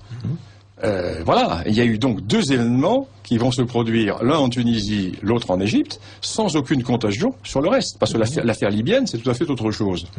Et ceci est fondamental. Alors, on nous parle de printemps arabe, mais déjà l'Afrique du Nord n'est pas arabe. L'Afrique du Nord, le Maghreb n'est pas arabe, il est berbère ou berbéro-arabe. Donc il y a une simplification journalistique qui tente à faire de tous les Arabes des musulmans et tous les musulmans des Arabes, ce qui est une erreur totale. Nous avions d'ailleurs une question d'un auditeur qui nous demandait: les Berbères sont-ils des Sémites? Non, c'est une question sur laquelle on pourrait répondre. Il faudrait consacrer une émission à cela. C'est beaucoup trop compliqué de répondre en une phrase. La langue berbère est une langue qui se rattache au même phylum linguistique que les langues sémitiques, que l'égyptien et que les langues de la région de l'Érythrée actuelle. Donc, au point de vue linguistique. Mais ça, c'est un phénomène linguistique, c'est pas un phénomène racial. Mais si vous voulez, on consacrera une émission à ça, c'est beaucoup trop important, il me faut un moment pour développer ça. Revenons au printemps arabe et en Tunisie. Alors la Tunisie est un pays qui, normalement, aurait dû échapper à ce genre de choses. Parce que la Tunisie est un pays, comme vous le disiez, qui avait été très laïcisé par Bourguiba. Bourguiba est un personnage assez étonnant. Bourguiba était un admirateur de la République française. Bourguiba était un admirateur de Victor Hugo. C'était un admirateur de ces révolutions françaises, le message universel de la démocratie, etc. Et Victor Hugo. Et Bourguiba, dès qu'il arrive au pouvoir, va prendre des mesures de modernisation. Il va essayer de mettre l'islam sous sa coupe. Il va par exemple avoir des phrases extraordinaires en disant que ce qui tue la Tunisie, c'est le ramadan tous les ans.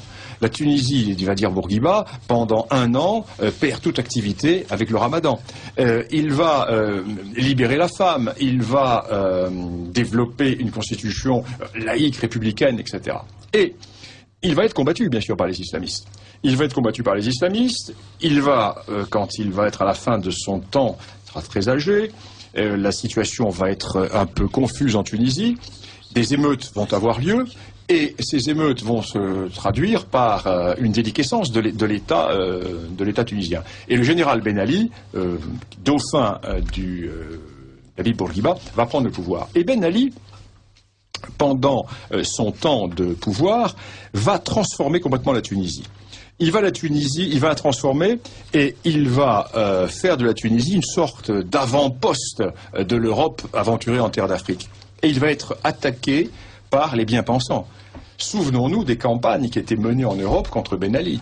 Ben Ali qui muselle la presse, Ben Ali qui a un pouvoir autoritaire, etc. On lui reprochait beaucoup d'être un ancien élève de Saint-Cyr. Oui, ah oui. Et qui va se soulever contre Ben Ali? Là, ceci est intéressant. Je ne dis pas qu'il n'y avait pas de crise sociale en Tunisie. Il y en avait une. Il y avait une crise sociale importante, notamment dans le Bled, dans la partie centrale de la Tunisie. Mais ce n'est pas cette région-là qui va faire tomber Ben Ali. Il y a également, en Tunisie, des chômeurs, souvent des chômeurs diplômés. Mais ceux qui vont faire tomber Ben Ali sont ceux qui ont le plus profité de la manne et de l'ordre sous Ben Ali. Ce sont les bourgeois urbains, ce sont les gavés, ce sont les nantis, qui vont, comme les bourgeois français avant 1789, vouloir avoir plus que cela. Et ils vont réclamer le pouvoir. Et ce sont ces bourgeois qui vont être rejoints par le monde de la révolution sociale, plus les islamistes, qui vont créer un cocktail complètement baroque et qui va renverser Ben Ali. Ou plutôt, Ben Ali n'est pas renversé. Ben Ali est renversé par l'état-major. Parce que Ben Ali est trahi par son état-major. Et son état-major le met dans un avion et l'envoie plus loin, il va finir en Arabie Saoudite. État-major formé aux États-Unis. Oui, essentiellement. Et nous arrivons à la situation suivante. Les islamistes étaient vraiment sur l'arrière-main. Parce que ces islamistes existaient, bien sûr, sous Ben Ali, mais Ben Ali les pourchassait. Or, ces islamistes, qui étaient clandestins, sont les seuls à être organisés. En face d'eux, qui est-il? Bien, une armée tunisienne qui n'existe pas. Il n'y a pas en Tunisie une armée comme en Égypte, ou comme en Algérie, ou comme au Maroc. Il y a donc des groupes qui sont disparates, des bourgeois, des intellectuels, des gens de gauche, des libéraux. Et ces gens-là ne sont pas organisés. Ce qui fait que les seuls qui soient capables véritablement d'encadrer un mouvement révolutionnaire, ce sont les islamistes. Il y a une autre force en Tunisie, ce sont les syndicats. L'Union Générale des Travailleurs Tunisiens, l'UGTT. Et l'UGTT a en Tunisie joué un peu le rôle de l'armée en Égypte. C'est le syndicat UGTT qui a probablement empêché un véritable coup d'État islamiste de se faire en Tunisie. Parce que ce syndicat est excessivement fort. Donc la Tunisie se retrouve dans une situation très claire. Ceux qui avaient intérêt à défendre le président Ben Ali le renversent. Et arrivent au pouvoir, pas exclusivement, parce qu'il y a des élections. C'est pas comme en Égypte où les islamistes ont gagné les élections. En Tunisie, c'est moitié-moitié. C'est un gouvernement de coalition. Mais un gouvernement de coalition sous l'influence des islamistes. Et arrivent au pouvoir des gens que refuse la majorité des Tunisiens. Parce que les Tunisiens n'ont pas fait un coup d'État, n'ont pas renversé Ben Ali pour mettre les barbus au pouvoir. Or, les barbus prennent la situation en main. Et qui plus est, veulent revenir sur des acquis du temps de Bourguiba, notamment le code personnel, etc., etc. Ce qui fait que très rapidement, on arrive dans une situation de blocage politique. Alors, je ne parle pas du naufrage économique. La Tunisie a perdu 20 ans d'efforts de Ben Ali. La Tunisie qui était devenue véritablement un lieu d'investissement. Un dragon. Oui, un petit dragon. C'est fini, ça c'est perdu. Hein. Il va falloir. Une génération pour quand la paix reviendra, quand l'ordre reviendra, il faudra plus d'une génération pour reconstruire cela.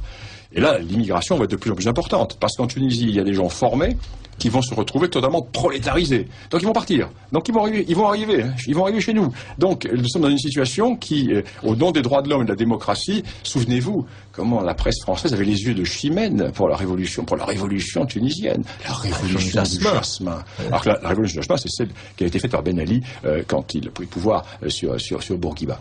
Donc, une fois de plus, l'aveuglement idéologique. Donc aujourd'hui, la situation est la suivante. Pays ruiné, complètement ruiné, et pays dans lequel les islamistes ont compris que s'ils ne lâchent pas le pouvoir, ils vont se faire massacrer. Parce qu'il y a un tel refus. Il y a le précédent égyptien. Oui, mais il n'y a pas d'armée. La seule différence, c'est qu'en Tunisie, il n'y a pas d'armée. Et donc, où l'armée ne représente pas grand-chose. Donc, Ennahda, le parti, a déclaré que là, ils allaient se retirer du pouvoir à l'automne. Mais avec un calcul derrière la tête, il est bien évident qu'ils ont tellement cherché à l'avoir, ce pouvoir. Ils voient que le fruit est mûr. Le fruit va pouvoir être cueilli. Et au moment où ils mettent la main pour le cueillir, on les empêche de cueillir ce fruit. Donc là, ils vont faire un mouvement de repli. Tactique. Ils vont faire un mouvement de repli tactique. En jouant sur la division en face. Alors, qui va sortir? Que va-t-il se passer? Je ne sais pas. Voilà la situation en Tunisie. Donc, situation très volatile. Très volatile. L'Égypte, maintenant. Vous voulez qu'on passe à l'Égypte? Vous écoutez Radio Courtoisie. Et j'ai des messages toujours aussi magistral, monsieur le professeur Lugan. Merci. Écoutez. D'un auditeur. Dans le passé, on me disait toujours que le président Mengistu était en train de détruire son peuple à cause des guerres qu'il menait. Qu'en pensez-vous? Mengistu est-il toujours en vie? Si oui, que fait-il aujourd'hui? Et félicitations pour l'émission. Et puis, d'un auditeur, le meilleur homme d'État d'Europe, c'est Poutine, le plus nul, c'est Hollande. Alors, Mengistu est au Zimbabwe. Il est réfugié au Zimbabwe chez le président Mugabe du Zimbabwe. Mengistu, donc, qui a été chassé du pouvoir en 91 par les rebelles du Front tigréen de révolution et par les divers maquis éthiopiens. Et donc, il est parti et il est au Zimbabwe. Alors donc, oui, voilà. Alors, passons maintenant à l'Égypte, effectivement, où il y a un scénario quand même sensiblement différent de celui de la Tunisie. Alors en Égypte, avec une actualité encore brûlante. En Égypte, j'ai intitulé mon chapitre le retour des Mamelouks. De la démocratie au retour des Mamelouks. En Égypte... Cette démocratie n'a pas duré longtemps. Mais reprenons la longue durée. L'Égypte, depuis le XVe siècle, est dirigée par une caste militaire. Il a toujours été dirigée par les militaires, les Mamelouks. Et ces Mamelouks avaient une règle précise de transmission du pouvoir. Jamais de père en fils. Pourquoi? Parce que ces Mamelouks, c'était des Blancs, des Européens, esclaves, que les Turcs, c'était des Caucasiens. Des Caucasiens, oui. Il y avait trois composantes chez les Mamelouks. Il y avait la composante albanaise, il y avait la composante moldo-valaque-grecque et la composante caucasienne. Et toute l'histoire des Mamelouks, c'est l'histoire de la rivalité entre ces divers clans. Et celui qui va finalement récolter le pouvoir, c'est Mehmet Ali, qui est un Albanais, mais beaucoup plus tard. Donc, pendant toute la période du sultanat mamelouk, il y a un équilibre qui se fait entre les clans mamelouks, et pour qu'il n'y ait pas de continuité familiale, la règle du pouvoir, c'est la transmission d'un clan à l'autre. Quand le mamelouk meurt, c'est un autre clan mamelouk, mais jamais de père en fils. Et chaque fois que dans l'histoire égyptienne, un mamelouk a voulu transmettre le pouvoir à son fils, ça s'est toujours très mal passé. Moubarak a fait l'erreur. Moubarak a fait l'erreur de vouloir transmettre le pouvoir à son fils. Les Mamelouks n'ont pas accepté. Parce que, après ce Mamelouk, un autre Mamelouk aurait dû arriver. Le nouveau Mamelouk, c'est Sissi qui est là. Alors, ça, c'est un point qui est fondamental. Erreur fondamentale qui a été commise par Moubarak. Deuxième erreur fondamentale commise par Moubarak, Moubarak s'est fait un peu prendre la main par le clan de sa femme et sa belle famille. Donc, il y a eu un peu de trafic. Il y a toujours eu des trafics qui ont été un peu importants. Et Moubarak était face à une situation qui était très claire. À la différence de la Tunisie, qui avait fait d'énormes progrès économiques, l'Égypte est plombée par sa démographie. L'Égypte ne s'en sort pas. L'Égypte peut nourrir 30 millions d'habitants, elle en a 85. Et elle en aura 100. 120. Et le président Moubarak avait déclaré il y a 7 ans au Congrès des femmes, il leur a dit, mais c'est une phrase extraordinaire, il a dit, mais vous faites comme les lapins, vous vous multipliez comme des lapins, vous allez finir par tuer l'Égypte. Et il s'est mis à dos tout le monde religieux. tout le monde religieux, parce que parler de surpopulation, c'est une offense faite à la caste sacerdotale. Donc, les islamistes se sont de plus en plus dressés contre lui, et là encore, qui va le renverser? Les bourgeois. Ce sont les citadins. Le petit peuple des fellahs, celui qui était pour Nasser, ce petit peuple-là va pas bouger pendant la Révolution. Il va bouger quand? Il y a 3 mois, pour renverser les islamistes. À l'appel des partis nassériens, à l'appel des nationalistes, à l'appel des militaires. Mais dans la phase de la Révolution, on ne le voit pas, ce petit peuple. Le petit peuple des fellahs ne bouge pas. Qui va bouger? Les bourgeois et les islamistes. Bien entendu, les islamistes sont plus organisés que les bourgeois, et ils vont coiffer la Révolution. Alors les militaires vont avoir un jeu absolument extraordinaire. Ça, je le démontre dans mon livre. Les militaires vont avoir un jeu extraordinaire. Ils lâchent Moubarak sans le lâcher vraiment. Et ils vont faire patte de velours. Parce que qui arrive au pouvoir? Leurs ennemis mortels. Car les frères musulmans sont les ennemis historiques des militaires. Ça fait 60 ans que l'armée égyptienne les trique, les massacre. Parce que ce qui s'est passé avec Sisi, ce n'est rien du tout. À l'époque d'Anwar el-Sadat, il y a eu 150 000 arrestations de frères musulmans. 150 000 arrestations. À l'époque de Nasser, il était pendu au réverbère des villes. Assiout, Le Caire, Alexandrie, pendu au réverbère. Bon. Donc c'est une vieille querelle. Et les militaires se disent, il y a un tel mouvement d'empathie révolutionnaire que si nous stoppons cela, ça va être la guerre civile et nous avons le peuple contre nous. Laissons-les s'avancer, mais on va leur miner le terrain. Donc l'armée laisse faire, et l'armée laisse les islamistes gagner les élections, et elle laisse les islamistes dans l'illusion qu'ils vont pouvoir tout faire. Ils gagnent les élections, ils vont donc changer la constitution, et ils vont imposer les règles les plus fondamentales de l'islam. Or, la population égyptienne ne veut pas de cela.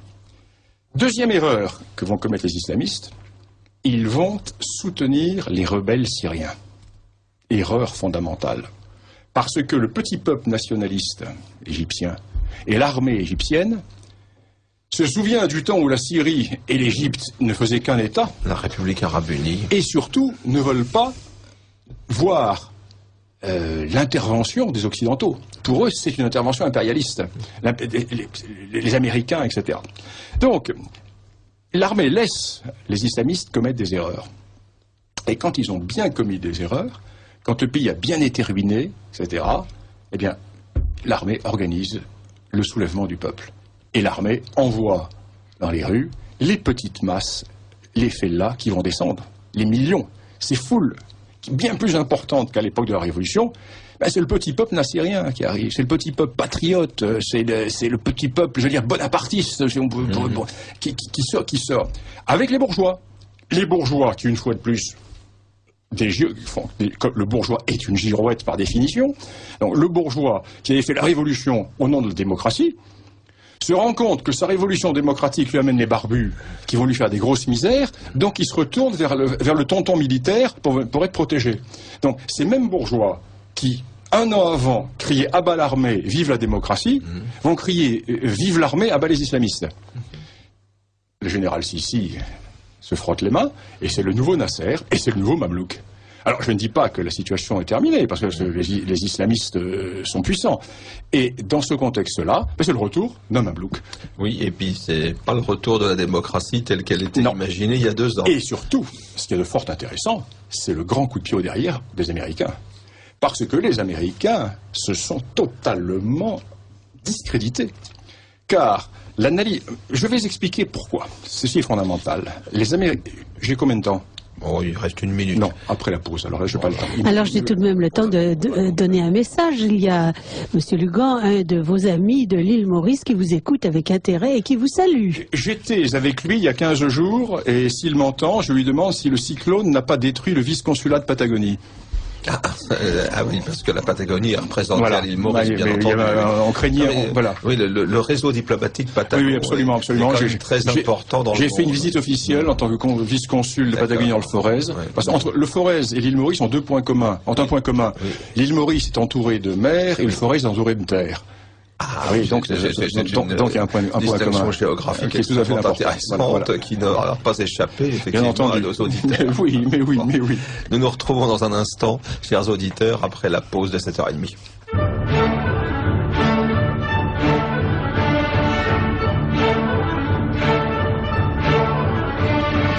Voici un message d'Anne Coffinier, fondatrice de l'association Créer son école. Il y a 1000 raisons possibles d'aimer Radio Courtoisie, et chaque auditeur sait bien en lui-même pourquoi il allume son poste à cette fréquence avec une jubilation toute particulière. Il me semble en tout cas que si Radio Courtoisie est plus qu'une radio, c'est qu'elle est cette voix qui nous rejoint dans notre intériorité et nourrit notre discours intérieur. D'ailleurs, après une émission particulièrement riche, nous ressentons le besoin d'éteindre le poste pour savourer le morceau, le ruminer, le faire nôtre, ou au contraire le rejeter. Chaque patron d'émission, comme un capitaine de navire, nous prend à son bord et nous emmène dans son monde. Le temps d'une émission, nous adoptons son point de vue et goûtons une pensée qui n'est pas nécessairement la nôtre, mais qui nous donne une meilleure compréhension du réel. C'est en cela que cette radio enrichit notre rapport à la vie, qu'elle nous cultive effectivement. Bien sûr, il peut nous arriver d'être agacés par notre radio et de tourner rageusement le bouton pour couper le sifflet à cette voix qui nous dérange. Mais cet agacement est à l'image des dépits amoureux. Il témoigne encore, et presque mieux, de la force de nos attentes à l'égard de Radio Courtoisie. En réalité, qu'elle traite des subtilités délicieuses de notre langue, d'art ou littérature, cette voix de la radio va à l'essentiel, car elle est tournée délibérément vers la recherche de la vérité. Rien n'est plus précieux, car nous dit Solzhenitsyn, tout s'est embourbé dans le mensonge, et tout le monde le sait. On en parle ouvertement dans les conversations privées, on en rit, on en est excédé, tandis que dans les manifestations officielles, on répète hypocritement ce qu'il faut. Ce mensonge général, imposé obligatoire, est l'aspect le plus terrifiant de l'existence des hommes de votre pays. Fin de citation. Radio Courtoisie est une brèche dans cette chape du mensonge. Il ne tient qu'à nous de l'agrandir. Soutenons la radio.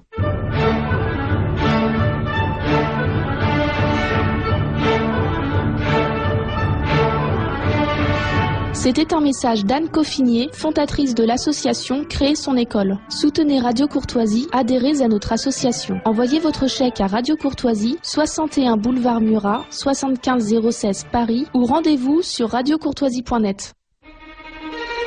Vous écoutez Radio Courtoisie, la radio libre du pays réel et de la francophonie, programme national. À Paris sur 95,6 MHz, à Caen sur 100,6, à Chartres sur 104,5, à Cherbourg sur 87,8, au Havre sur 101,1, au Mans sur 98,8, pour toute la France, l'Europe de l'Ouest et l'Afrique du Nord par satellite sur CanalSat et TNT-Sat, et pour le monde entier par Internet sur radiocourtoisie.fr. Votre antenne, c'est Radio Courtoisie. Merci à tous de passer la soirée avec nous à l'écoute de Radio Courtoisie. Je vous rappelle brièvement nos prochains rendez-vous. Tout à l'heure à 21h, dernière diffusion du bulletin de réinformation du jour. À 21h30, le libre journal de la nuit de la France courtoise dirigé par Yves Tarantic. Enfin, à 23h, comme tous les mardis soirs, les nuits musicales consacrées aux symphonies, Benoît nous propose d'écouter les symphonies numéro 1 et 2 de Borodine.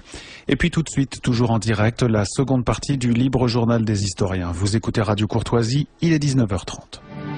Radio Courtoisie de Borodine. Et puis tout de suite, et en direct, le libre journal des historiens, dirigé par Philippe Conrad. Il me reste à vous souhaiter une excellente soirée. Merci d'être à l'écoute de Radio Courtoisie, il est 18h.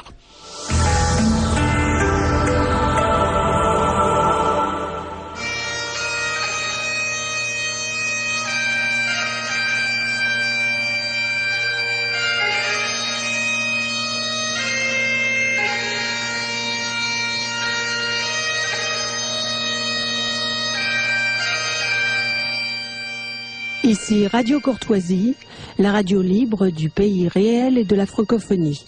Vous écoutez le libre journal des historiens, dirigé par Philippe Conrad, assisté de Nicole, diffusé en direct ce mardi 8 octobre 2013 de 18h à 21h. Il est diffusé en différé mercredi 9 octobre 2013 dans la nuit de 2h à 5h, dans la matinée de 7h30 à 10h30, puis à la demande sur le site internet de Radio Courtoisie. Ce libre journal est réalisé par Franck.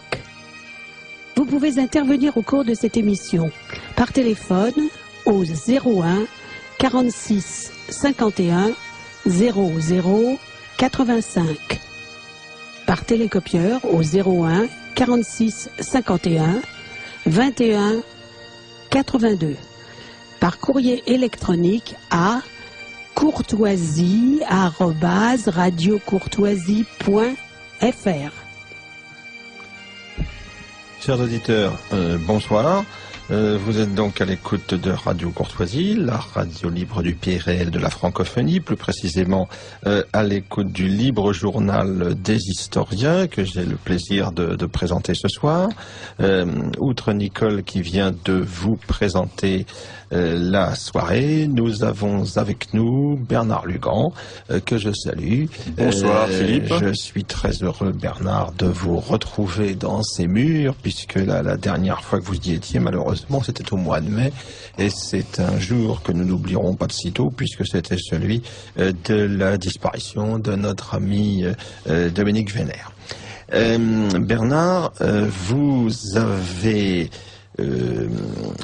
adressé à vos abonnés ces jours-ci, ces jours derniers, la dernière livraison de l'Afrique réelle, la revue que vous diffusez via Internet, une revue dans laquelle vous avez introduit un certain nombre d'articles cette fois, tout à fait intéressants et originaux, notamment à propos de la situation en Afrique orientale après les attentats de Nairobi et le raid que viennent de mettre en œuvre les Navy Seals en Somalie. Donc nous allons aborder ces questions.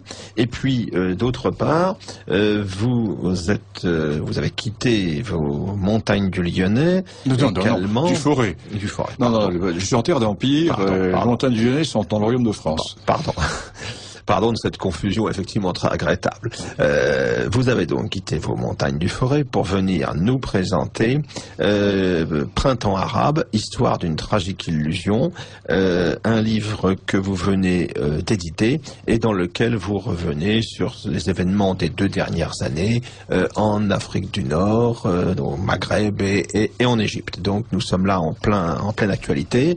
Nous serons rejoints d'ici quelques temps par Pierre Demeuse, qui m'accompagne désormais régulièrement pour présenter cette émission, qui est lui-même un excellent spécialiste de la Syrie. Nos auditeurs ont pu le constater lors de nos dernières émissions, et nous aurons ainsi l'occasion de faire un point général de cette situation extrêmement mouvante, voire inquiétante que nous connaissons en ce moment.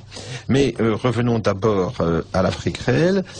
Quelques mots, peut-être, Bernard, pour présenter à nos auditeurs qui ne la connaîtraient pas cette publication, cette lettre mensuelle diffusée sur Internet et uniquement sur abonnement. Oui, c'est une revue qui a maintenant 4 ans. Le 45e numéro est sorti. En son temps, j'avais publié l'Afrique réelle papier et j'avais arrêté, c'était beaucoup trop lourd. Et les contraintes étaient beaucoup trop difficiles. Et j'ai recréé cette revue par Internet. Nous terminons la 3e année, nous attaquons la 4e année au mois de janvier. Donc 12 numéros par an, une revue qui fait une 20aine de pages en couleur, avec des cartes, toujours des cartes originales, des nouvelles cartes, et une revue bien entendu dans laquelle l'actualité africaine est décrypté sur la longue durée et avec un éclairage qui n'est pas du tout l'éclairage que l'on peut lire ici ou là dans les entre guillemets dans les grandes revues, dans les médias officiels. J'ai une vision donc tout à fait ethno-différentialiste de l'Afrique et cette revue marche très bien. Et c'est une revue qui est diffusée uniquement par abonnement et qui est uniquement diffusée par Internet. Nous expliquerons tout à l'heure aux auditeurs comment se procurer cette revue. Et c'est une revue qui permet, par la forme Internet, d'avoir une liberté absolument totale, dégager des contingences de la poste, des contingences de l'imprimerie, et d'être excessivement réactive. Et les abonnés, en plus de la revue, reçoivent à l'occasion, quand l'occasion se présente, des notes d'analyse ou de synthèse importantes, que je publie, qui sont réservées aux abonnés. Je mets une partie de ces notes sur mon blog, et j'invite d'ailleurs les auditeurs de Radio Courtoisie à aller sur mon blog, parce que c'est un blog d'actualité africaine que je tiens à jour quand il se passe des choses. Et les abonnés reçoivent, en plus de la revue, des notes d'analyse. Par exemple, j'ai publié une note d'analyse importante il y a une quinzaine de jours pour expliquer les dessous de l'affaire de Nairobi. au moment des affaires du Mali, j'ai publié des notes fort importantes qui donnaient un éclairage totalement différent de ce qui était donné dans les médias officiels, parce que, bien entendu, je suis assez bien renseigné sur ce qui se passe ici ou là.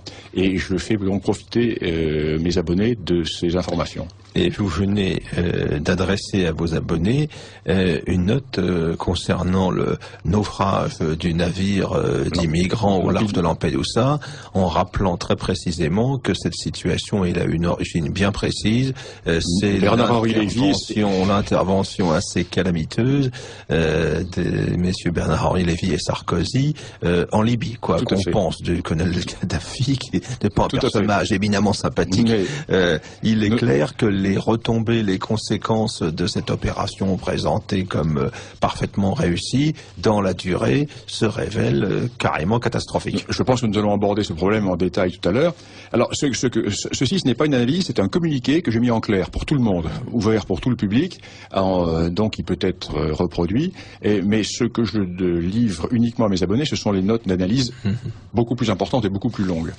Voilà donc comment fonctionne l'Afrique réelle, qui est publiée au début de chaque mois et qui est envoyée par Internet. Alors c'est la magie d'Internet, parce que du temps où j'avais l'Afrique réelle papier, j'étais en trimestriel, parce qu'il fallait imprimer, il fallait transporter, il fallait mettre sous enveloppe, il fallait coller, c'était épouvantable. J'avais 8 personnes qui travaillaient pour la revue. Bien là, un clic, la revue est montée, elle est montée en quelques heures, un clic, et des milliers de personnes la reçoivent. Donc c'est la magie d'Internet qui permet de contourner la censure. C'est l'arme moderne de la contre-révolution. C'est l'arme de la résistance. Et de la résistance. Et ceux qui n'ont pas compris ça, moi je regrette évidemment l'époque où on se battait au poignard et on se battait au lance-pierre. C'était plus sportif qu'avec des drones. Mais enfin, on fait la guerre où on est vaincu, n'est-ce pas? Moi je fais pour vos exportations. Et à ce moment-là, l'Éthiopie se retrouve quasiment asphyxiée. Et c'est mortel pour le Nord-Soudan, surtout dans le contexte actuel où l'on voit que le Nord-Soudan est au bord de la révolution, parce qu'il y a une crise économique terrible au Nord-Soudan, en plus de la crise politique. Et si le Sud-Soudan exporte son pétrole par ce corridor de la Moue et non plus par le Nord, c'est mortel pour l'économie du Soudan. Or, il se trouve que les shebabs somaliens sont aidés par 2 pays. Je ne parle pas de l'Arabie Saoudite et du Qatar, je parle dans la zone 2 pays, l'Érythrée et le Nord-Soudan. Alors, je ne dis pas que c'est l'Érythrée et le Nord-Soudan qui ont organisé l'attentat. Il est bien évident que ce sont les shebabs et les islamistes, mais cet attentat profite à qui? À qui profite le crime? Parce que ce projet-là est mis en suspens. Il est mis en suspens, tout simplement, en dépit des contrats qui ont été signés, tout simplement parce que les shebabs ont montré que s'ils peuvent frapper au cœur de Nairobi, alors ce pipeline, cette autoroute, cette voie ferrée, qui vont passer en limite, presque en limite de la zone Somalie, et en tout cas dans la zone peuplée par les Somalis, car tout le nord du Kenya est peuplé par des Somalis, peut être facilement coupé. Ce qui fait qu'à l'heure actuelle, les investisseurs asiatiques qui étaient partis sur ce projet sont en train de réfléchir. Et tout ça, c'est du temps gagné pour le Nord-Soudan, du temps gagné pour l'Érythrée. Voilà le vrai contexte. Le reste, c'est de l'habillage. Le reste, c'est c'est de l'émotionnel. Le reste, c'est du factuel. Les grandes tendances sont là. Vous écoutez Radio Courtoisie, le libre journal des historiens, dirigé par Philippe Conrad, et nous recevons Bernard Lugan qui nous parle de l'actualité africaine.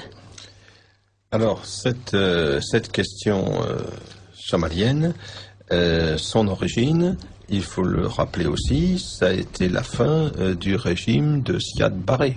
Alors, le régime de Siad Barré, là encore, nous sommes... revenir un petit peu voilà, sur cette histoire. Alors, là encore,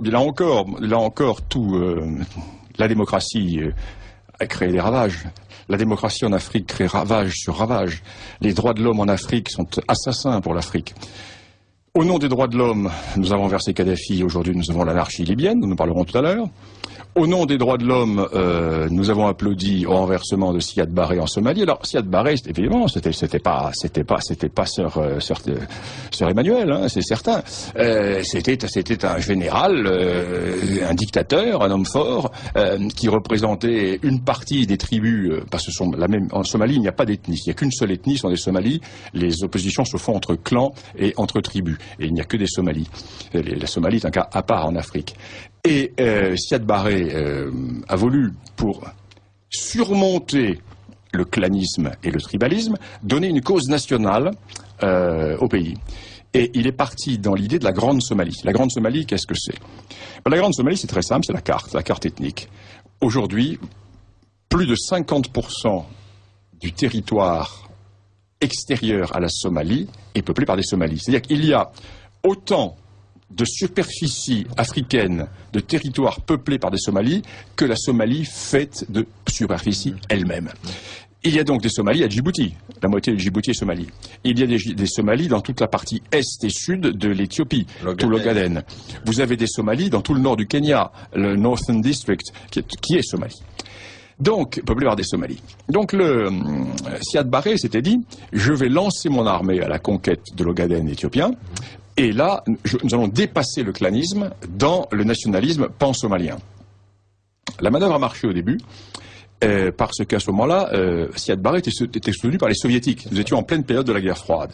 Et l'Éthiopie était un bastion occidental américain. Or, entre-temps, une révolution a eu lieu en Éthiopie, le Négus a été renversé, les marxistes ont pris le pouvoir en Éthiopie, avec le colonel Mengistu Haile Mariam, qui va prendre la suite des premiers révolutionnaires, et les Soviétiques se disent, mais il vaut mieux soutenir l'Éthiopie, qui est un vieil État-nation, que la Somalie, qui n'existe pas. Et en plein milieu de la guerre, les Soviétiques abandonnent l'alliance somalienne et vont soutenir les Éthiopiens. C'est-à-dire que les Somaliens partent à l'attaque avec les plans soviétiques, et en plein milieu de l'attaque, en plein milieu de l'offensive, ils se retrouvent avec les cadres soviétiques qu'ils avaient formés en phase 2, qui viennent former les Éthiopiens.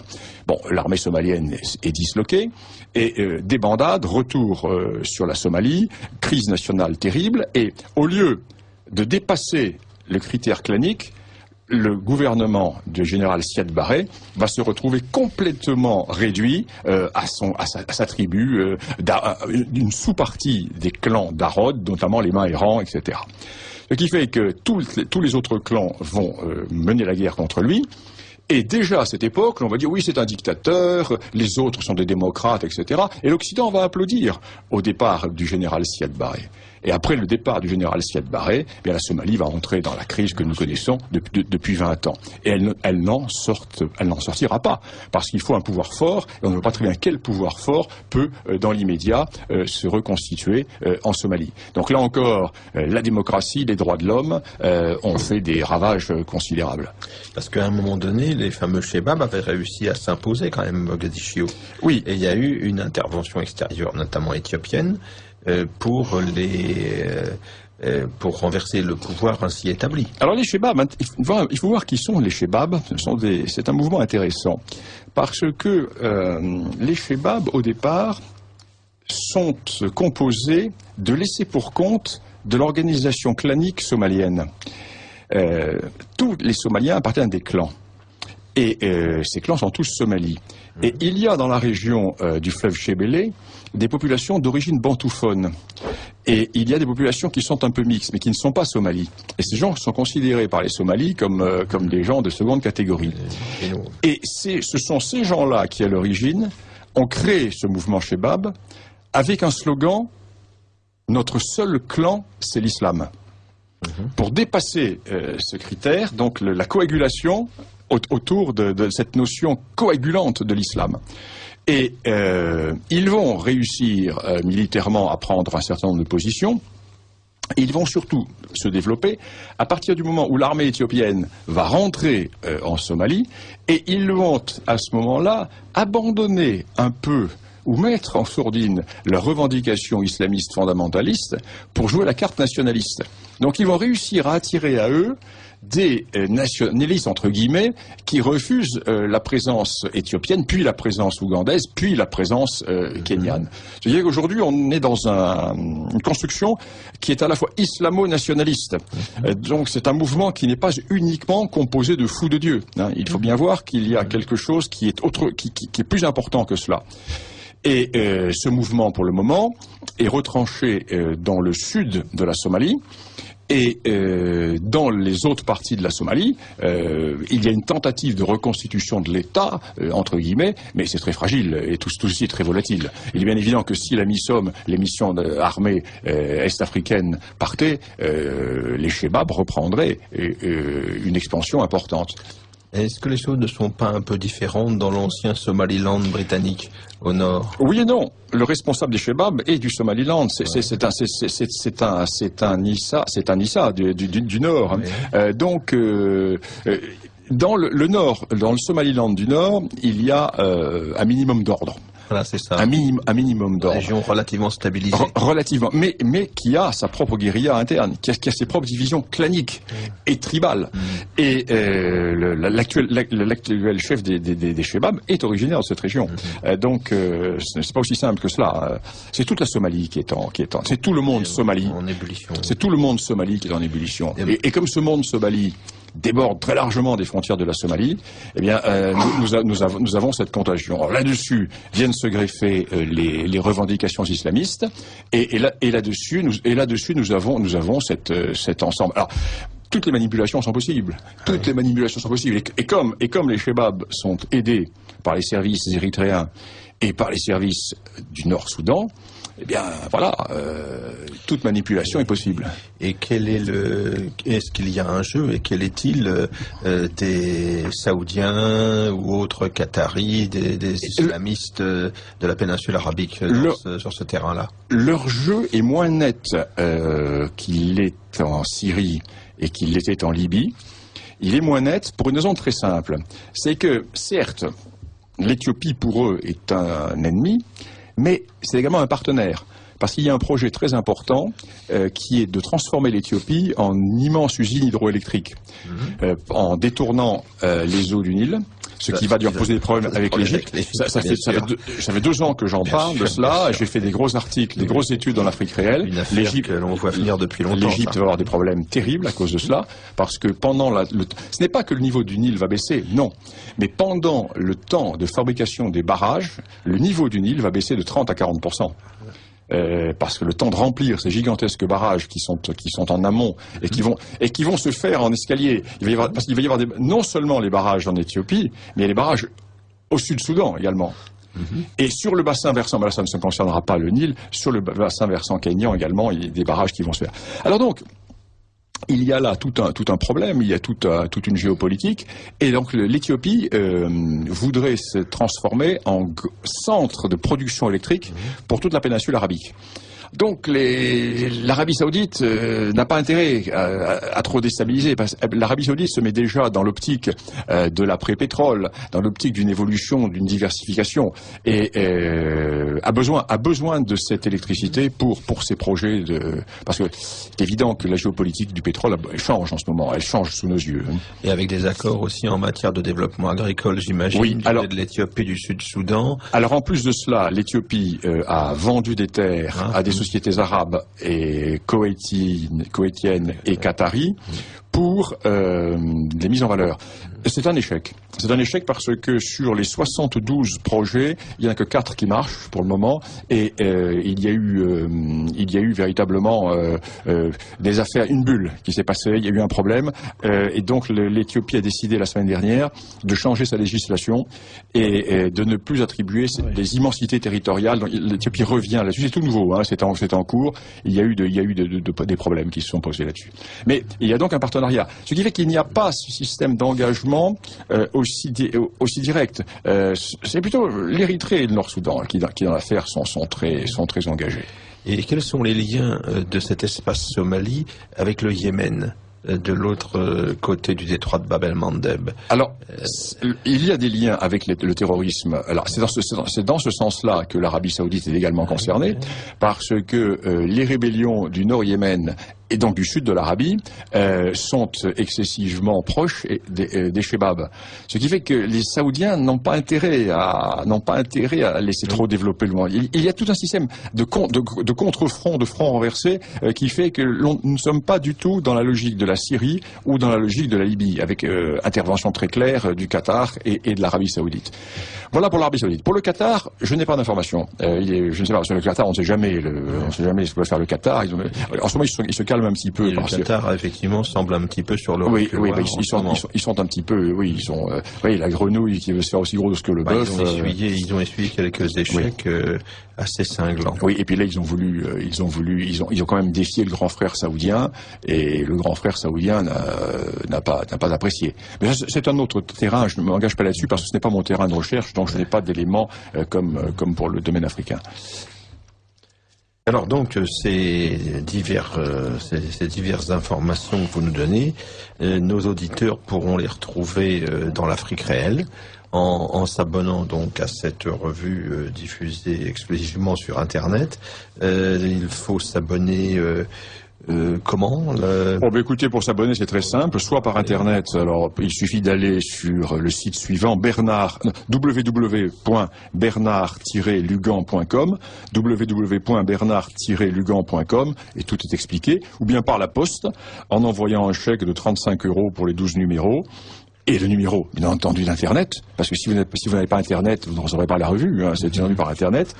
Alors, à Lugan, Bernard Lugan, boîte postale 45, 42 360, à Panissières, P-A-N-I-2-S-I-E-R-E-S, Panissières, qui est la capitale de la cravate, mon cher Philippe, vous ne le saviez pas. Et qui est dans les monts du Forêt. Et dans les monts du Forêt, presque en limite, mais toujours dans les monts du Forêt. Je le sais. Panissières. Je le sais depuis tout à l'heure. Voilà. P-A-N, oui, dans la Loire et dans la Loire et pas dans. On m'a fait sentir qu'il y avait là une ignorance très coupable. Nous sommes dans la Loire et pas dans le Rhône. Voilà. P-A-N-I-2-S-I-E-R-E-S, avec un chèque de 35 €, ou bien s'abonner par Internet et PayPal, c'est encore plus simple. Alors dans ce numéro, je traite également d'un point important qui est le Mali. Le Mali, après la visite de François Hollande. Alors François Hollande est arrivé au Mali, a déclaré nous avons gagné la guerre. Oui, d'accord. Notre président allait peut-être un peu vite en besogne là, parce que certes, militairement, l'opération Serval fut une très belle réussite. Et les militaires ont montré la faculté de réactivité de l'armée française et la faculté d'adaptation. Mais le problème qui s'est passé au Mali, c'est que les islamistes ont été repoussés. On peut dire que la moitié a été liquidé. D'après les chiffres donnés par le général Barrera, qui était le chef de l'opération, il y a eu plusieurs centaines d'islamistes qui ont été tués dans le nord, donne le chiffre de 600. Mais comme l'on évaluait à 1400 ou 1500 les combattants, donc il y en a encore la moitié qui a survécu. Quelques-uns sont restés sur place ou sont revenus, sont fondus dans la population, mais la grande majorité est partie. Et est partie où? Elle est partie dans le sud de la Libye.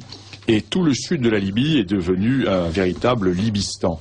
Et l'on assiste à l'heure actuelle à une résurgence des actions islamistes, avec les attentats suicides à Tombouctou, avec des attentats contre les forces maliennes, et nos forces ne sont pas à l'abri d'une embuscade. Et ce que préparent les islamistes à l'heure actuelle, c'est une embuscade sur des véhicules qui vont être isolés, ou sur un campement qui sera mal gardé. Ils sont sur le coup d'une embuscade, et la zone qui est dangereuse, c'est la zone qui est située à l'est de Tombouctou, vers la frontière du Niger, dans toute cette zone où les dunes ne sont pas des dunes de sable, mais sont des dunes à épineux, et qui sont excessivement propices aux embuscades. Je connais un peu cette zone parce que j'ai un peu chassé dans la région, je la connais bien, et c'est une zone qui était une zone... Moi, si j'avais des embuscades à faire, je les tendrais dans cette région-là. Et il faut faire très attention, parce qu'ils sont là, ils dorment, et ils cherchent un coup. Et ils cherchent un coup, faire 7-8 victimes parmi les troupes françaises. Voilà. Donc il faut faire... Avec l'impact médiatique. Avec l'impact médiatique, il faut faire très attention. Dans ce type de conflit. Il faut faire très attention avec les guerres. Voilà. Et pour la gagner. Ah oui. Ah oui. Alors, Dans cette dernière livraison de l'Afrique réelle, vous insistez particulièrement sur l'affaire de l'attentat de Nairobi, qui a surpris l'opinion. Hein. Il s'était passé des choses au Kenya, en Tanzanie, il y a une dizaine d'années, mais ces pays paraissaient connaître un calme relatif, et on peut dire que l'Afrique orientale, si on accepte le chaos somalien, n'était pas aux premières loges dans les inquiétudes des chancelleries ces derniers temps. Du moins en France. Pour d'autres pays, oui, les Britanniques et les Américains regardaient plus en détail. Nous dégageons de cette région. Nous avons quasiment abandonné, là encore merci M. Sarkozy, nous avons quasiment abandonné notre base de Djibouti. La Légion a quitté Djibouti. Aujourd'hui, maintenant, la Légion va quitter Orange. Vous voyez que les socialistes poursuivent la politique qui avait été commencée par M. Sarkozy. Là, on est véritablement dans une grande continuité. C'est important de le dire pour les naïfs, n'est-ce pas? Alors donc, cette Afrique orientale connaissait une crise depuis fort longtemps, qui est la crise, la désintégration somalienne. Et à partir de cette désintégration somalienne, tout un foyer d'agitation, tout un foyer de contagion s'est développé. Et dans un contexte qui est tout à fait intéressant. Si l'on a une approche uniquement islamiste, l'on ne comprend absolument rien à la situation. Ce qui s'est passé à Nairobi, ce qui se passe en Somalie, c'est exactement la même chose que ce qui s'est passé au Mali. Et je l'ai dit 10 fois, l'islamisme est la surinfection d'une plaie qui est antérieure à l'islam. Nous sommes dans des problèmes qui sont des problèmes ethniques, dans des problèmes raciaux, dans des problèmes géopolitiques régionaux, et sur cette plaie, il y a une septicémie, une surinfection. Et si l'on se focalise uniquement sur l'aspect islamiste, l'on va peut-être traiter cette infection, mais l'on ne va pas refermer la plaie. C'est ce qui se passe au Mali, nous en reparlerons. Au Mali, nous avons repoussé les islamistes vers le sud de la Libye, et se pose maintenant à nouveau le problème Touareg. Parce que le fond du problème, c'est le problème Touareg. On retombe sur le problème ethnique. Alors en Somalie, que s'est-il passé? Il s'est passé qu'il y a la communauté internationale qui a été vaincue en Somalie. L'intervention américaine a été une catastrophe. La seule partie de la Somalie dans laquelle l'intervention a réussi, c'est la zone dans laquelle étaient les Français, dans l'extrême nord de la Somalie. Pourquoi? Parce que nous étions à Djibouti à l'époque, parce que nous connaissions les populations, nous étions en terrain de connaissance. Dans la zone française, ça s'est fort bien passé. Mais dans la zone américaine, c'était une catastrophe. Les Américains se sont retirés, l'ONU a pris le relais, il a fallu faire un débarquement pour dégager les gens de l'ONU, et finalement, ce sont des troupes africaines qui sont venues intervenir, et parmi ces troupes africaines, les troupes de la région, pour essayer de contenir cette contagion. Alors des troupes qui venaient d'Éthiopie, des troupes qui venaient d'Ouganda, des troupes qui venaient du Kenya. Parce que l'arrière-plan de cette question somalienne est une question qui se comprend très bien si on a une carte. Et dans l'Afrique réelle de ce mois-ci, je publie plusieurs cartes qui expliquent bien la situation. Vous avez le pays dominant de la région, c'est l'Éthiopie. L'Éthiopie, qui a toujours été, quand elle était forte, un peu le gendarme, entre guillemets. L'image n'est pas bonne, mais disons le gendarme de la Corne de l'Afrique. Et l'Éthiopie, à travers son histoire millénaire, a toujours connu deux phases. Soit une phase d'expansion, et dans la phase d'expansion, l'Éthiopie contrôlait ses périphéries et le débouché sur la mer. Et dans les phases de rétractation, l'Éthiopie se repliait sur son plateau central Amhara et tigréen, et toutes ses périphéries étaient en ébullition. Nous sommes dans une phase de reconstruction de l'État éthiopien. L'Éthiopie renaît à l'heure actuelle, et cette renaissance éthiopienne ne peut pas passer sans un débouché sur la mer. Or, quel est le grand pays, le pays rival qui craint l'Éthiopie? C'est l'Érythrée. L'Érythrée, qui est un ancien territoire éthiopien, qui a une façade maritime sur la mer Rouge, et l'Érythrée, qui a très peur de l'Éthiopie, parce que l'Érythrée, c'est quelques millions d'habitants, l'Éthiopie, c'est 70 millions, 80 millions d'habitants, et l'Érythrée sait très bien qu'un jour ou l'autre, l'Éthiopie va perdre patience et va récupérer le port d'Assab, ou va essayer, à l'occasion d'une guerre qui éclatera inéluctablement, de récupérer une partie du littoral. Et pour le moment, l'Éthiopie dépend du port de Djibouti, Mais le port de Djibouti, c'est un port qui est fragile, parce que le port de Djibouti est sur une ligne de fracture à la fois géologique et une ligne de fracture entre les populations Afar au nord et Issa, donc Somalie, au sud. Or, les Afars vivent essentiellement en Érythrée. Et le gouvernement érythréen alimente toutes les dissidences éthiopiennes, de façon à affaiblir l'Éthiopie. Et l'Éthiopie veut s'ouvrir une route sur la mer. Pour le moment, l'Éthiopie a un couloir vers le Somaliland, qui n'est pas un État indépendant, mais qui est quasiment indépendant, mais c'est en zone Somalie toujours. Donc c'est fragile, n'est-ce pas? Et l'Éthiopie a donc passé un accord avec le Kenya pour ouvrir un corridor pétrolier, ferroviaire, routier et informatique qui déboucherait à Lamu, c'est-à-dire au nord de Mombasa, pas très loin de la frontière somalienne. Alors ceci est important. À cette volonté-là vient s'ajouter la volonté du Sud-Soudan. L'indépendance du Sud-Soudan, il y a 1 an et 2 ans, a changé complètement la donne régionale. Parce que le Sud-Soudan vient renforcer, j'allais dire entre guillemets, le front chrétien. Parce que l'Éthiopie est un pays chrétien. Le Kenya est un pays chrétien. L'Ouganda est un pays chrétien. La Tanzanie est un pays chrétien, en dehors du littoral et de Zanzibar. Donc il y a une convergence d'intérêts entre ces pays, car qu'on le veuille ou non, il y a également cette question religieuse qui se pose. Et le Sud-Soudan est totalement enclavé. Et le Sud-Soudan dépend complètement du pipeline du Nord-Soudan pour exporter son pétrole. Et le Nord-Soudan, qui a perdu le Sud-Soudan, a perdu 60% de son pétrole. Et le Nord-Soudan s'est dit, comme le pétrole du Sud-Soudan ne peut s'exporter que par le Nord-Soudan, nous allons perdre certes la production, mais nous allons récupérer une partie en royalty de droit de passage de ce pétrole du Sud-Soudan par le pipeline de Khartoum et qui aboutit à Swakim sur la mer Rouge, disons à Port-Soudan. En plus de cela, l'Ouganda a d'énormes productions de pétrole dans la région du lac Albert. L'Ouganda est également enclavé. Donc 3 pays, Éthiopie, Sud-Soudan et Ouganda, qui ont besoin d'un accès à la mer. Cet accès à la mer, l'idée de cet accès à la mer, c'est donné par les Asiatiques, par les Japonais et par les Chinois, qui, eux, ont intérêt à voir converger tout ce pétrole face à l'Asie. Jusqu'à présent, il faut aller dans la mer Rouge le chercher, à Port-Soudan. Tandis que si un terminal arrivait au nord de Mombasa, ça permettrait d'avoir une ouverture directement sur l'Inde, sur la Chine, sur l'Indonésie, sur le Japon, etc.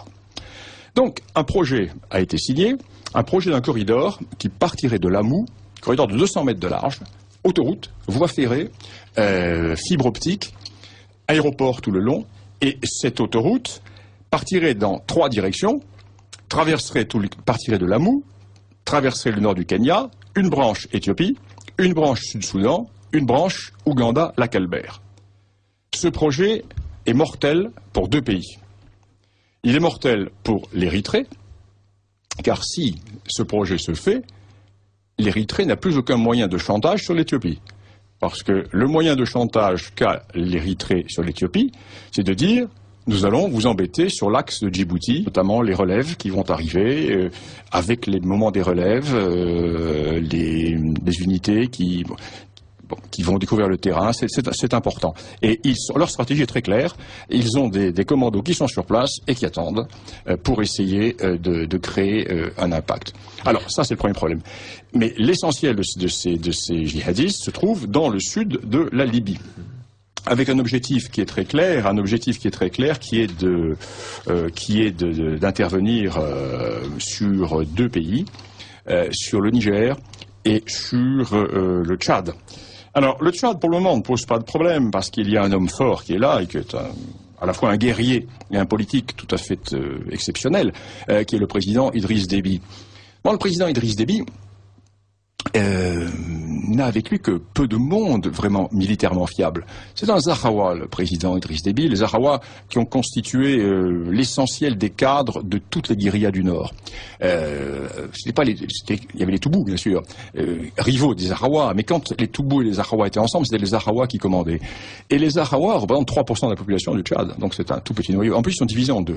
sont divisés en deux. Les Araouas ne sont pas unis, et donc disons que le président Idriss Déby a autour de lui 1,5% de la population du Tchad, plus quelques éléments ici ou là.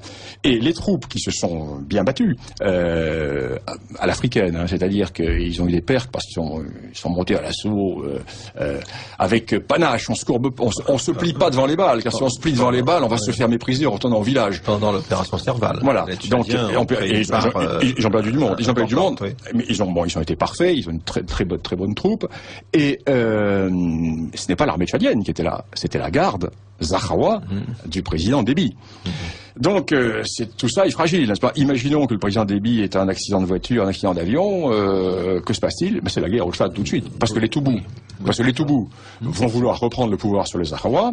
Comme les Toubous sont à cheval sur la Libye, et en Libye, ils ont des problèmes avec les Arabes du Nord, donc la contagion est là, contagion qui se fait immédiatement avec le Soudan, avec le Darfour, et avec la RCA.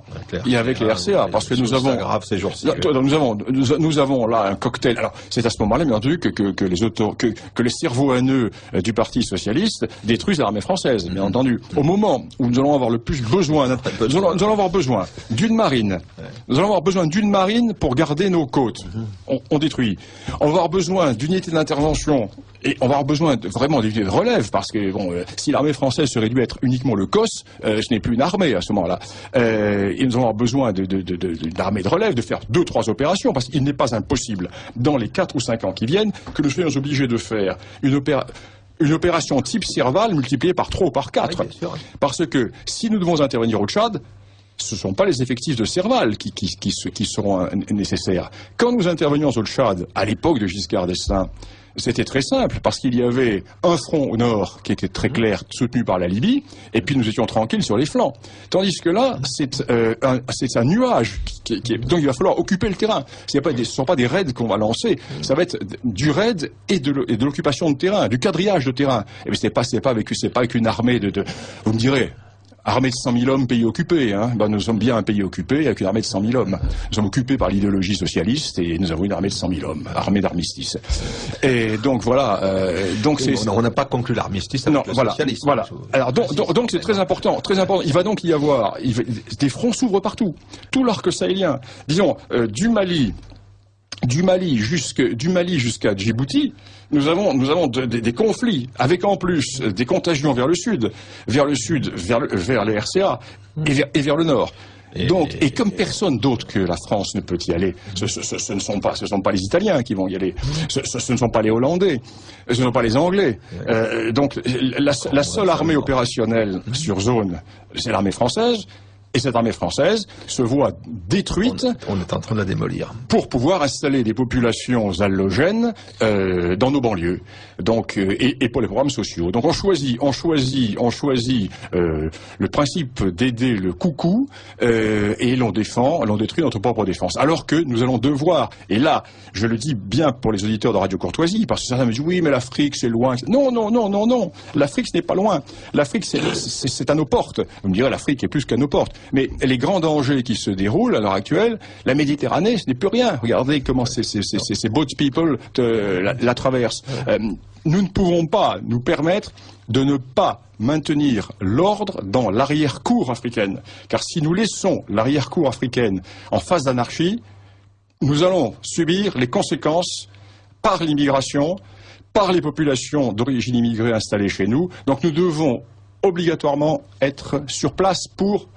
Je ne dirais pas recoloniser, mais c'est presque cela, pour refaire ce qu'ont fait nos grands anciens dans les années 1892-95, rétablir l'ordre dans toute cette région qui était en phase d'anarchie. L'histoire se renouvelle. Ici Radio Courtoisie, la radio libre du pays réel et de la francophonie. Vous écoutez le libre journal des historiens et vous écoutez en particulier en ce moment Bernard Lugan qui nous parle de l'Afrique. Alors Bernard Lugan, vous avez bien mis en lumière également le fait qu'il y a eu une erreur majeure dans la gestion de l'affaire malienne, c'est que politiquement il eût fallu d'abord imposer un règlement de la question touareg. Politique d'abord. Avant de remporter une victoire militaire certaine, mais dont les lendemains demeurent plus ou moins indécis. Les militaires le savaient très bien, ça. Ils le savaient parfaitement. Le problème qui s'est passé au Mali, c'est très simple. Le problème, c'est que le phénomène musulman et islamiste, je l'ai dit, c'est la surinfection de la plaie.